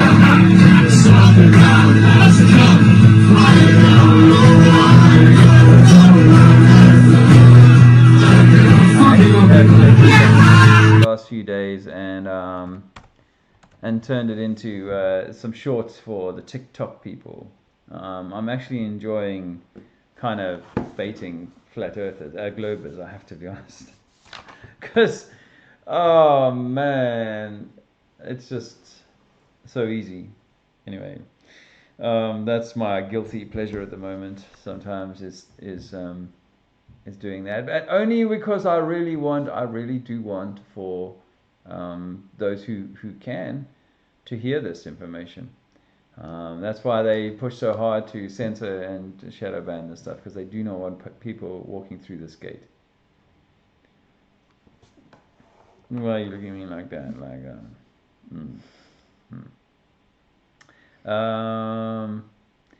yeah. Oh, yeah. It would be awesome to meet you, hippie. The dodecahedron metaphor. The dodecahedron. Zizi will like to hear about that. Of why Lucifer's fall was transforming the unbound potential into Satan, the limitation, the law of math realm, constraint of matter. You know, your stuff is really fascinating, Nathan. And both of you Nathans, really, the two Nathans should come on and do a Nathan Squared, because you guys have got some really interesting thoughts going on, and I'd love to see. that. I know Nathan Festivus's chart. I'd love to see Squirrel. I'd love to see your chart, and it would be really interesting to see. There may be some alignment between the two of you. Andrea does deep chart readings, by the way. If you want to contact her, I know Hippie put the links in. You want to contact her for a deep reading. Yeah, I mean, my preference is to look at it from an evolutionary point of view, or to look at it if there is something happening in your life that there is some stuckness, or there's not flow, or that you're struggling with, that we use that as the sort of doorways, and so the chart is just incredibly useful in that respect. That's clearer then. Okay, so who was this woman who runs the world? Well, I don't know. I don't know that there was any name. It's not offered. me. And it's not Andrea. Well, she may run her own world, but there was no name offered. I mean, this is, it's a surprising information. Not, I can't say I have to reject it. I did when France said it to me. Like, no, that's bullshit. But now I hear it again. It's like, okay, I need to maybe give it a little bit more kind of head time. And there's these stories of Boadicea over, and then there's Helen of Troy, and then there's Queen Elizabeth. I mean, did not Queen Elizabeth run the whole world? But it makes sense to me, because why wouldn't you have women at the top table? Just to say it's only. And maybe it was Julius Caesar. I think the patriarchal thing is maybe convenient too. Although, having said that, when we look at things within religion, where just medicine alone, that it was the women that were the healers that were pushed aside, and it was the men that became the... Yes, and so I've always seen that from the favoritism, nepotism for the boys, as it were. But I think that the possibility, you've got to think how the mind of Lao Tzu or whatever, like you infiltrate the enemy and you look like the enemy in a way, so to get men to screw over their own women and to shortchange them because some feminine energy behind them was looking to dominate the female is also a storyline or a possible narrative I can entertain. I think that it's women are incredibly powerful, and let's be honest that if they at the highest level there will be this knowledge of that electromagnetic or that battery of the feminine and the masculine. When they come together, they create magic, really. Yeah. So that's happening doesn't Okay. Yeah. And you know, we have to accept that there's the big possibility that that's why they mess with the masculine and the feminine, because, like I said before, when we are in our true essence and we're whole, we form the Trinity, and the Trinity is this powerful battery, this powerful ability to create not just life, but, well, yes, life, a material life. Yes, but they do need the bloke for that, although obviously science is finding ways to try and squeeze that out. But yeah, I think there was a comment earlier that had sort of rung a bell with that. I think also one of the Nathans had said something about, you guys are getting some stars tonight, you know, for all your contributions. But yeah, but you know, it's just like say the people who run the world, right? This is a good example. The people who run the world and who wanted to control South Africa, whether it be for the gold or for access to Antarctica or whatever the reason is, right? They install white guys to run the stuff until such time as they've got black guys that they can then continue to run the stuff for them and make sure that the gold still keeps coming and Antarctica is still protected in the way that it's meant to, blah, blah, blah. What if it's the same as, you know, the model of the women are the oracles and the men are the action takers, which is why you see the ones who are taking the actions are the men, and there are the oracles behind the scene.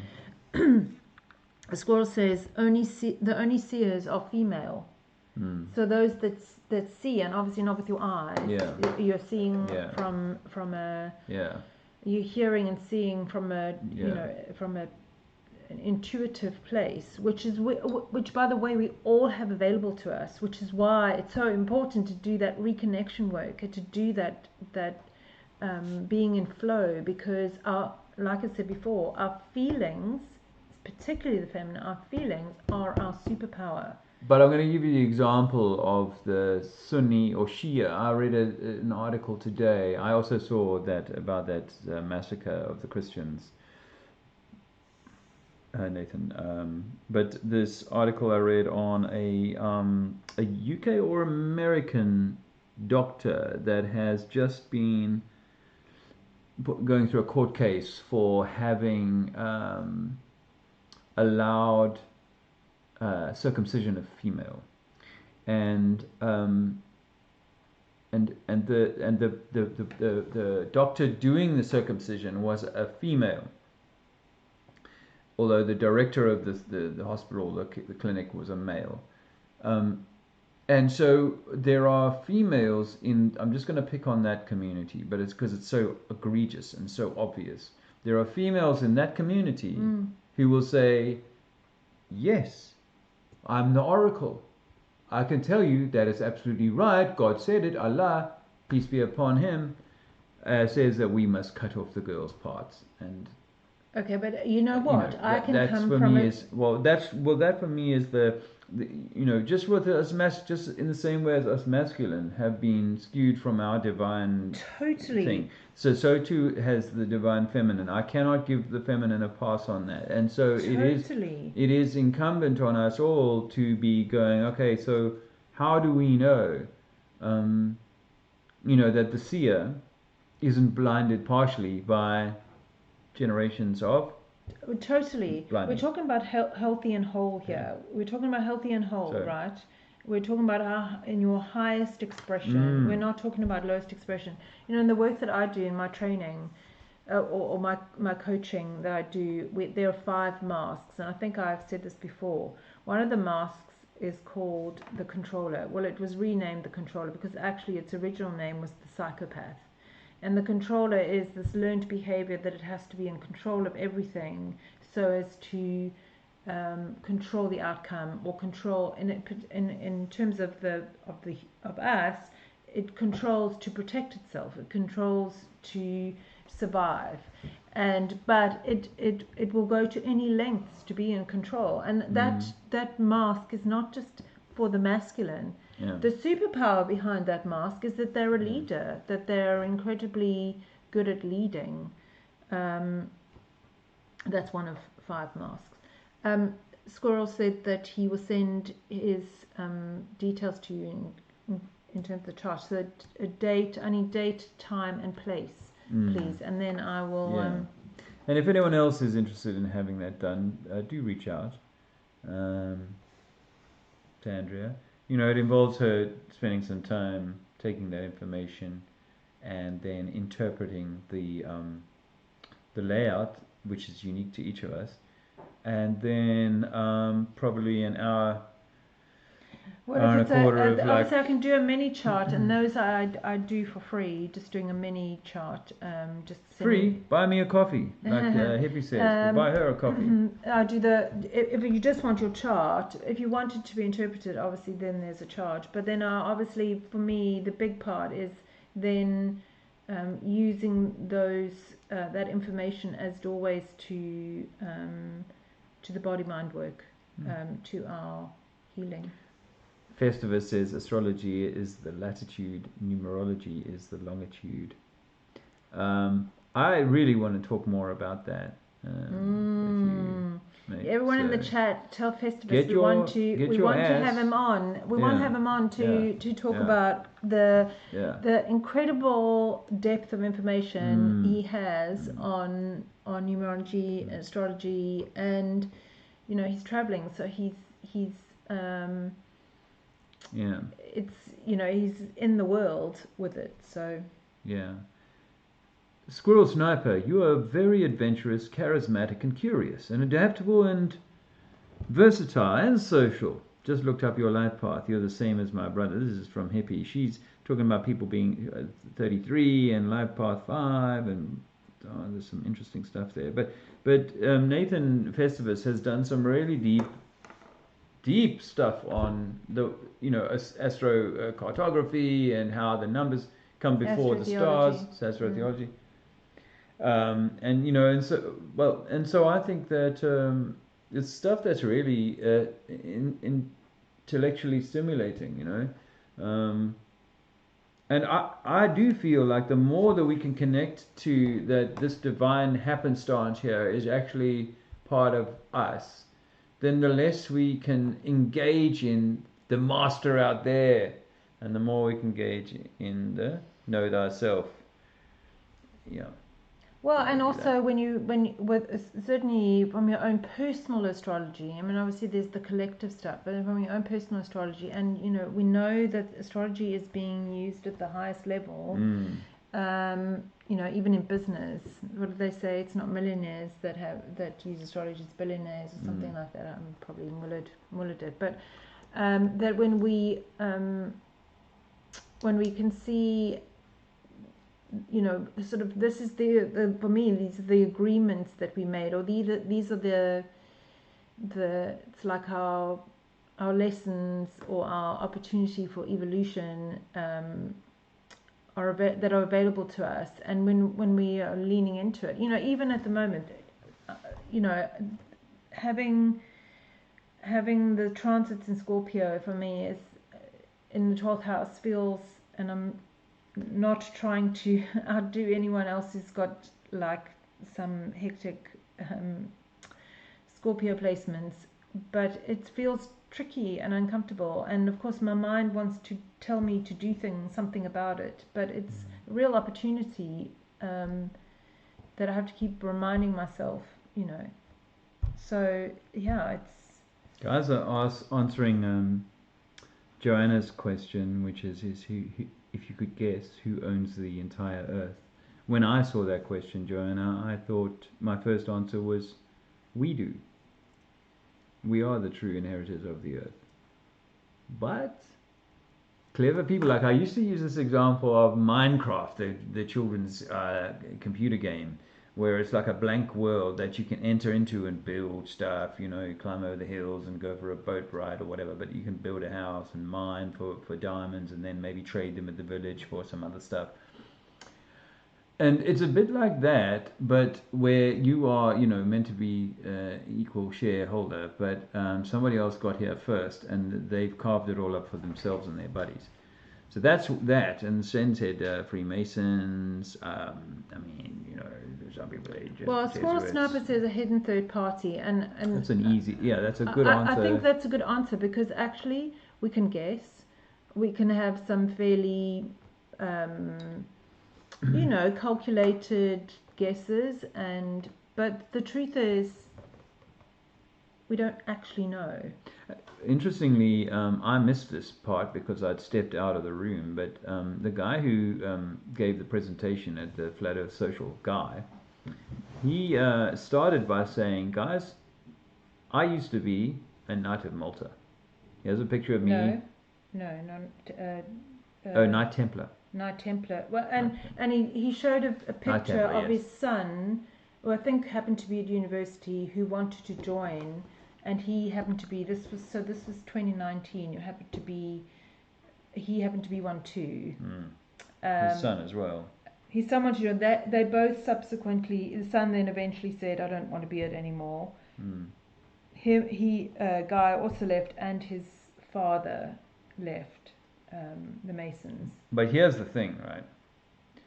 He gets a text message one day and says this is in end of 2019. December 2019. December 2019. He gets a text message saying an event is coming in the spring. It's not for us. It's for the. Well, no, it was a WhatsApp group. It was a Knights Templar WhatsApp group, and he got a message saying there is an event due to happen in the spring. Do not comply. It's not for us. It's for the ordinary people, which is very interesting. The ordinary people. So there is definitely, whether it be like some, you know, like some people have said, you know, other continents on the flat earth have got technology and people, and others suggest that there are other frequency vibrations, other beings from previous times when there were other frequencies that were dominant. But the simple answer is yes, you know, there is machinations, and when you see some of the generational stuff, you know, it does sometimes feel that it's otherworldly in terms of its coordinated kind of control. Yeah, and for me, it's more like what's the energy behind it. So much as like it's this person or that person or whatever. It's what is that the sort of energetics behind it. I'm also very mindful that, you know, people will say it's Satan and it's evil and it's whatever, and it's like, one, if it's God, then God is all. Do we need the Satan? Do we need the opponent? Does this realm require there to be duality? So there's always going to be the dark and the light. Is the dark a bit like our bodies? Is when it's toxic and it's too toxic, then you know, then it's diseased and then unhealthy and likely to die. And is that what we're seeing? Well, as Hippie says, I think this realm was meant for us, but it has been hijacked. Yeah, I mean, I'm very comfortable with that concept. I feel like that's altogether possible. But I'm also, if that be the truth, then I'm very comfortable with the idea that it all gets ironed out in the fullness of time. I mean, some people have said, and I know you guys have all probably looked at this, but some people have said that, you know, the journey from here into the next realm is edified or misdirected by things that we have here. Of course, I can't know that. I believe that if I have my as Squirrel said, the word weird comes from Old English to mean control of their own destiny. So if I am wired, then then that's all that's all that I need to worry about. If I'm distressed about, am I going to go into the right color light when I leave here, and blah blah blah, and you know what? One of the things I got from the DMT, one of the most powerful things, nothing here matters. Well, also it's about trust, right? I think that what we end up doing is not trusting something much greater than us, because we think we have to survive this. We think we're on our own. We think we're separate, and we've just got to survive this. And there's a clear and present danger all the time, no matter what. And also, even if it has been hijacked, that darkness we have within us, and this is not about saying dark is bad, let's get rid of it. This is about whatever we alchemize, we are adding into the collective field. I mean, that's why I said it's more about the energy behind it. If the energy behind it is dark, but if we ever, and it's about, if I was sick and I was toxic and I was in dis-ease, one of the things that for me, I truly believe, is that when I start to heal some of that toxicity and I bring it back into balance, in homeostasis, bring the frequency back, then I become well again. And I think that's the micro-macro. So whatever work we do on an individual basis is added into the collective, I believe. And that we pull our power back and we pull our trust. It is also about trusting life. It is about trusting something much greater, and that what is going on here is a meta story. Absolutely, having that trust in that everything is okay. Everything is going to work out fine. Because if you're not worried about your bills, but now you're worried about, or you're not worried about World War III, but now you're worried about this other stuff. It's like we've just gone from the frying pan to the pot, or vice versa. So we really want to disengage from stuff that is divisive, freaks us out or creates us in a state of distress. Again, uncertainty, the mind will go into survival mode when it's uncertain. And so actually all they need to do is keep all the storylines in that element of uncertainty, so that there's something going to hit the earth, that there's climate change. Well, I see Nathan saying, I know, I'd heard that. I'd heard something about Trump kind of had poo-pooed the whole thing, and now, I didn't know that Gates had wrote back. But wow, doesn't that create because there are people who love climate change is real, who love what we have to do. Put all their life force into it, right? All their life force. Absolutely. And actually the press do this beautifully. And it's like 1 minute butter's good for you, next minute it's not. Then, and there's so if they just keep you in a state of uncertainty or a state of not knowing what is truth, all the stuff in the world, it's like we're always just waiting for the banks, the economic system to crash, waiting for the war to happen, waiting for this to happen, waiting for some weather thing to happen. It's always just keeping you. It's just keeping you there in that uncertainty, and then the mind. But really, uncertainty doesn't have to be, because if we are truly trusting and actually just allowing whatever feelings come up to be in flow, then when we don't have to be in the struggle or the survival. I know that I carry, and I'm fairly certain this probably is across the board, that we have this belief system that life doesn't work out for us, that we have to try hard, we have to do, we have to fix, we have to change, we have to do everything so that life can maybe work out for us, rather than no matter what's happening, even that tough thing, life's already working out for us. I'm sorry that you got here right at the end, Dr. Bass. I do appreciate your feedback on my recent flurry of content, where I was mixing and matching some of the stuff that we did the other day in Bournemouth. So I think he also said that he was starting to, I read some of the comments that you were starting to do a bit of the humour side, and I think it's, you know, as long as we're not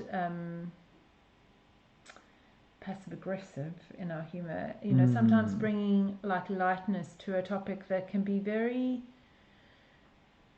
hard and difficult. And some of the disagreements are very heavy, you know. It's like, it's really, I don't really want to do that. I did it, you know, in the early days of Flat Earth, and I stepped right out of it. But, you know, I've been dabbling, you know, in Facebook. I've gone on to a Facebook now, and I do dabble with a little bit of like that. But yeah, I think using humor as a way of, and music as a way of communicating the message, then I know Dr. Bass is all about that reverse psychology, so I'm sure that that's some of our dry wit. And I'll probably try and do some more with Sven, because he is quite a good foil, isn't he? Well, it reminds me of the Globe Light tour, actually, that they would, him and shit Sven would talk hours into the night. Yeah, literally generating support from our American and it was no European wonder that cousins. the camper van, the toilet was blocked because there was so much. We had toilet gate. Yeah. Seems to be a theme there. You know, any place that we get for our upcoming party next year or gathering next year, we will ensure good toileting.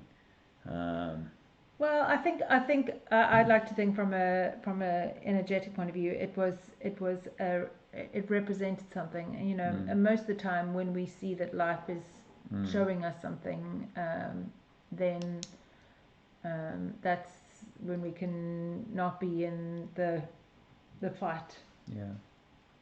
Where are we next Friday?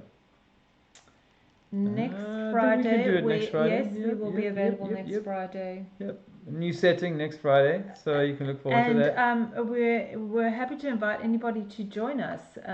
So Festivus or Nathan, if you fancy joining us, just let us know and we can open up the space. And that goes for anybody else too who's interested in. Well, here's a long comment. I should do it the honor of reading it. Having been on a low vitamin A diet for 18 months and no regular dairy for 6 months, I agree that they contain inflammatory proteins, and vitamin A raw milk is better, but still overall being best without.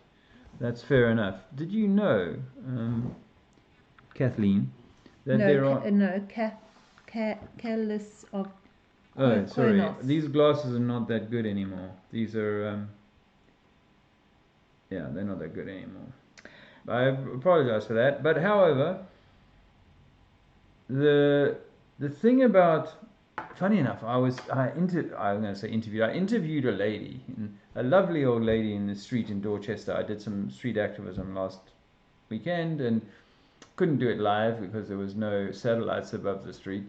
But I get to talk to this 70, 80-year-old, 85-year-old lady who was a dairy farmer with her husband for a number of years, 20 years or something, or here in this area. And she said, you know, I said, oh, I like a raw milk. Oh, raw milk, that's the very best, you know. She said, of course, I raised all my children on it, blah, blah, blah. And then they started saying, because she was 80, then they started saying, oh, this is not, you know.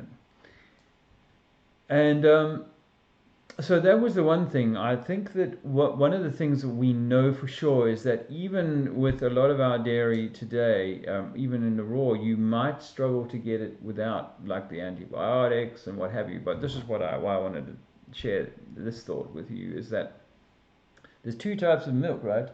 There's A1 and A2. And A2 is the dog's nuts, really. You know, everything we drink, pretty much everything we drink is A1 from the shops. But if you can get a hold of A2 and try that, because we spoke to someone, a dairy farmer lady, and she said she'd put people on the A2 and all the allergies that they'd had and the problems that they'd had prior were non-existent in that context. So. I'd like to also add that I think the one that individually we're different, so what doesn't necessarily feel right. Oh, you in mean your all the body, peanut allergies are normal? what feel right in your body, you know, may be different for someone else. But here's and this is more from like an energetics point of view, that actually, because we are so disconnected from our body and we don't feel the safety in our body, that actually our body is in hypervigilance all the time. So, and that's not to say that the food that we're getting is in its truest form. And when it's in its truest form, perhaps it's more bioavailable anyway. But when our body is feels like it's under attack from a nervous system point of view, and that's for a whole lot of reasons, not just simply food toxins, then the ability for it to go into rest and digest and be able to process food in a way that our body can use it and then detox and remove it in a way that's healthy and balanced and whatever, is not happening. And I've seen this with a few people, including myself, where actually the ailments that I have that I've sort of blamed on gluten or whatever are yes, those things are impacting me, but when I look at what's that area that pertains to, is there a energetic reason or a safety reason in my body that I'm not able to digest that food stuff. Yeah, some street activism, Sven. I'd like to see if we can do that this weekend.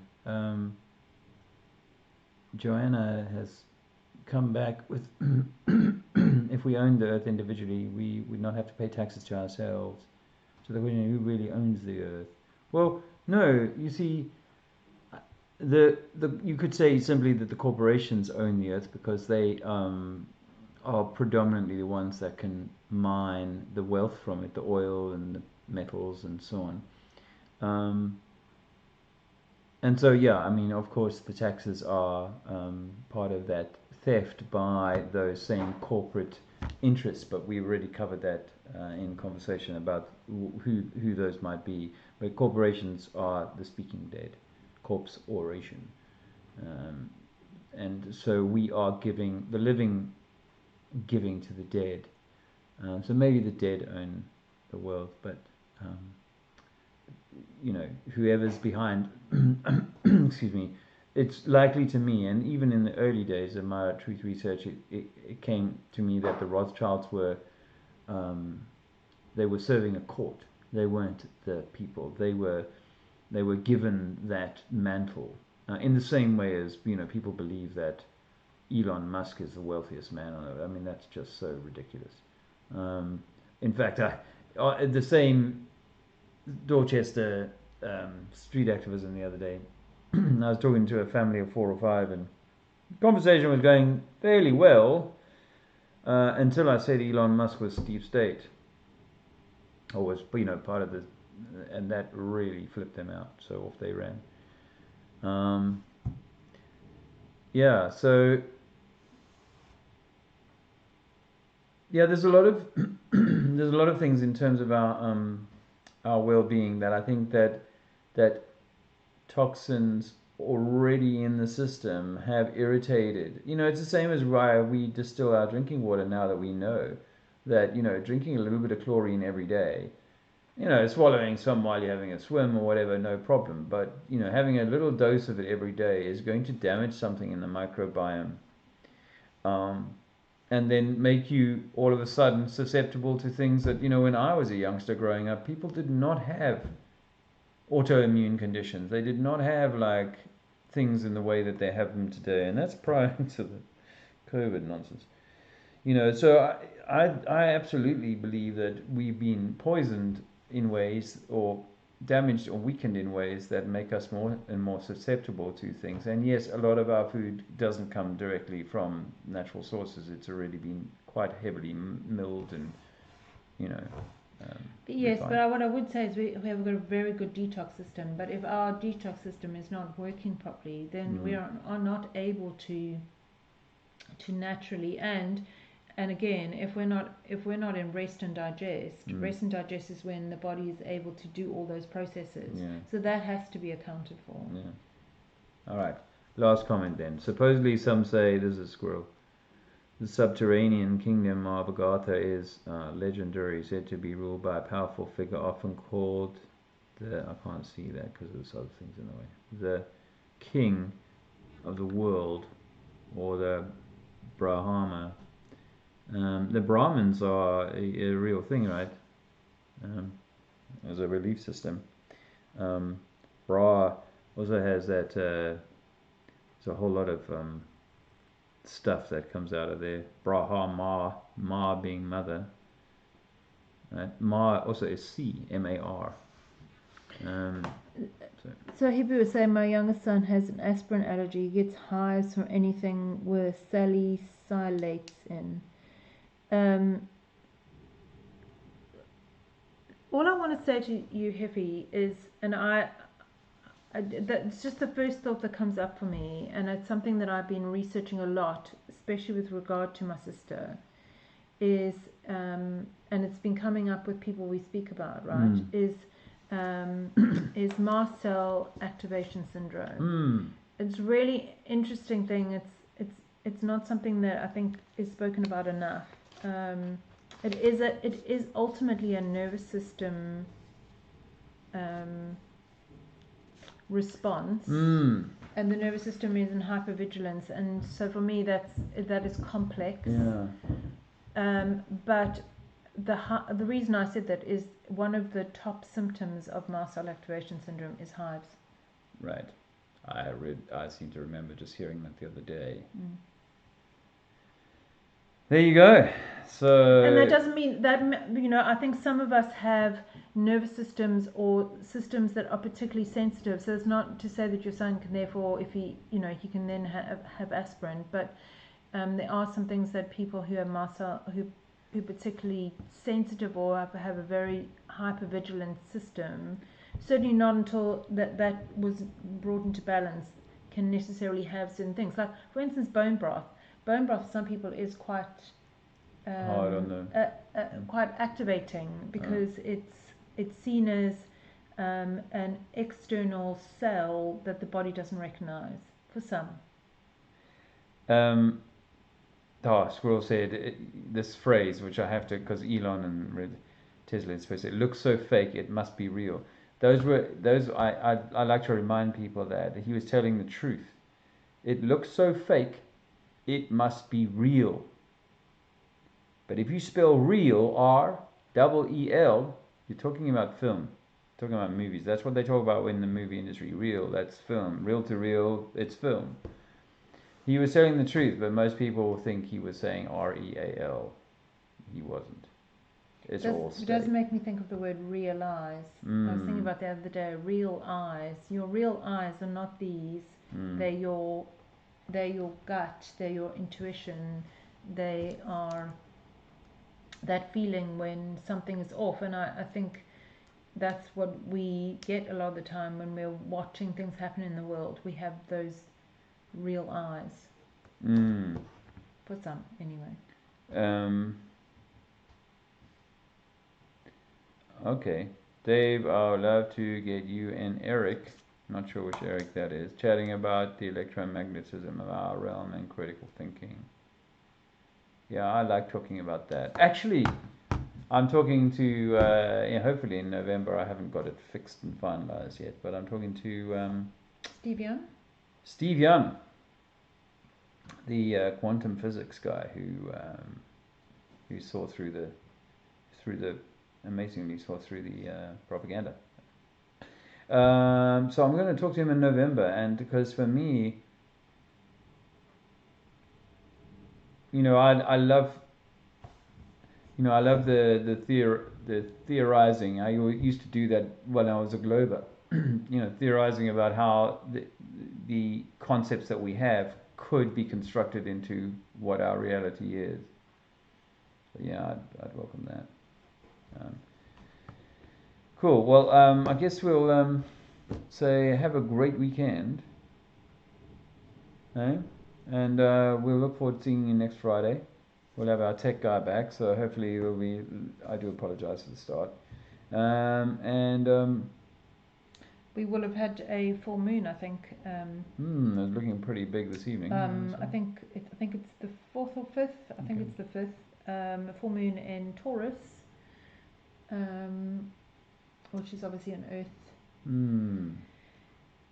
sign. So hopefully we'll feel a little bit more grounded. Take care.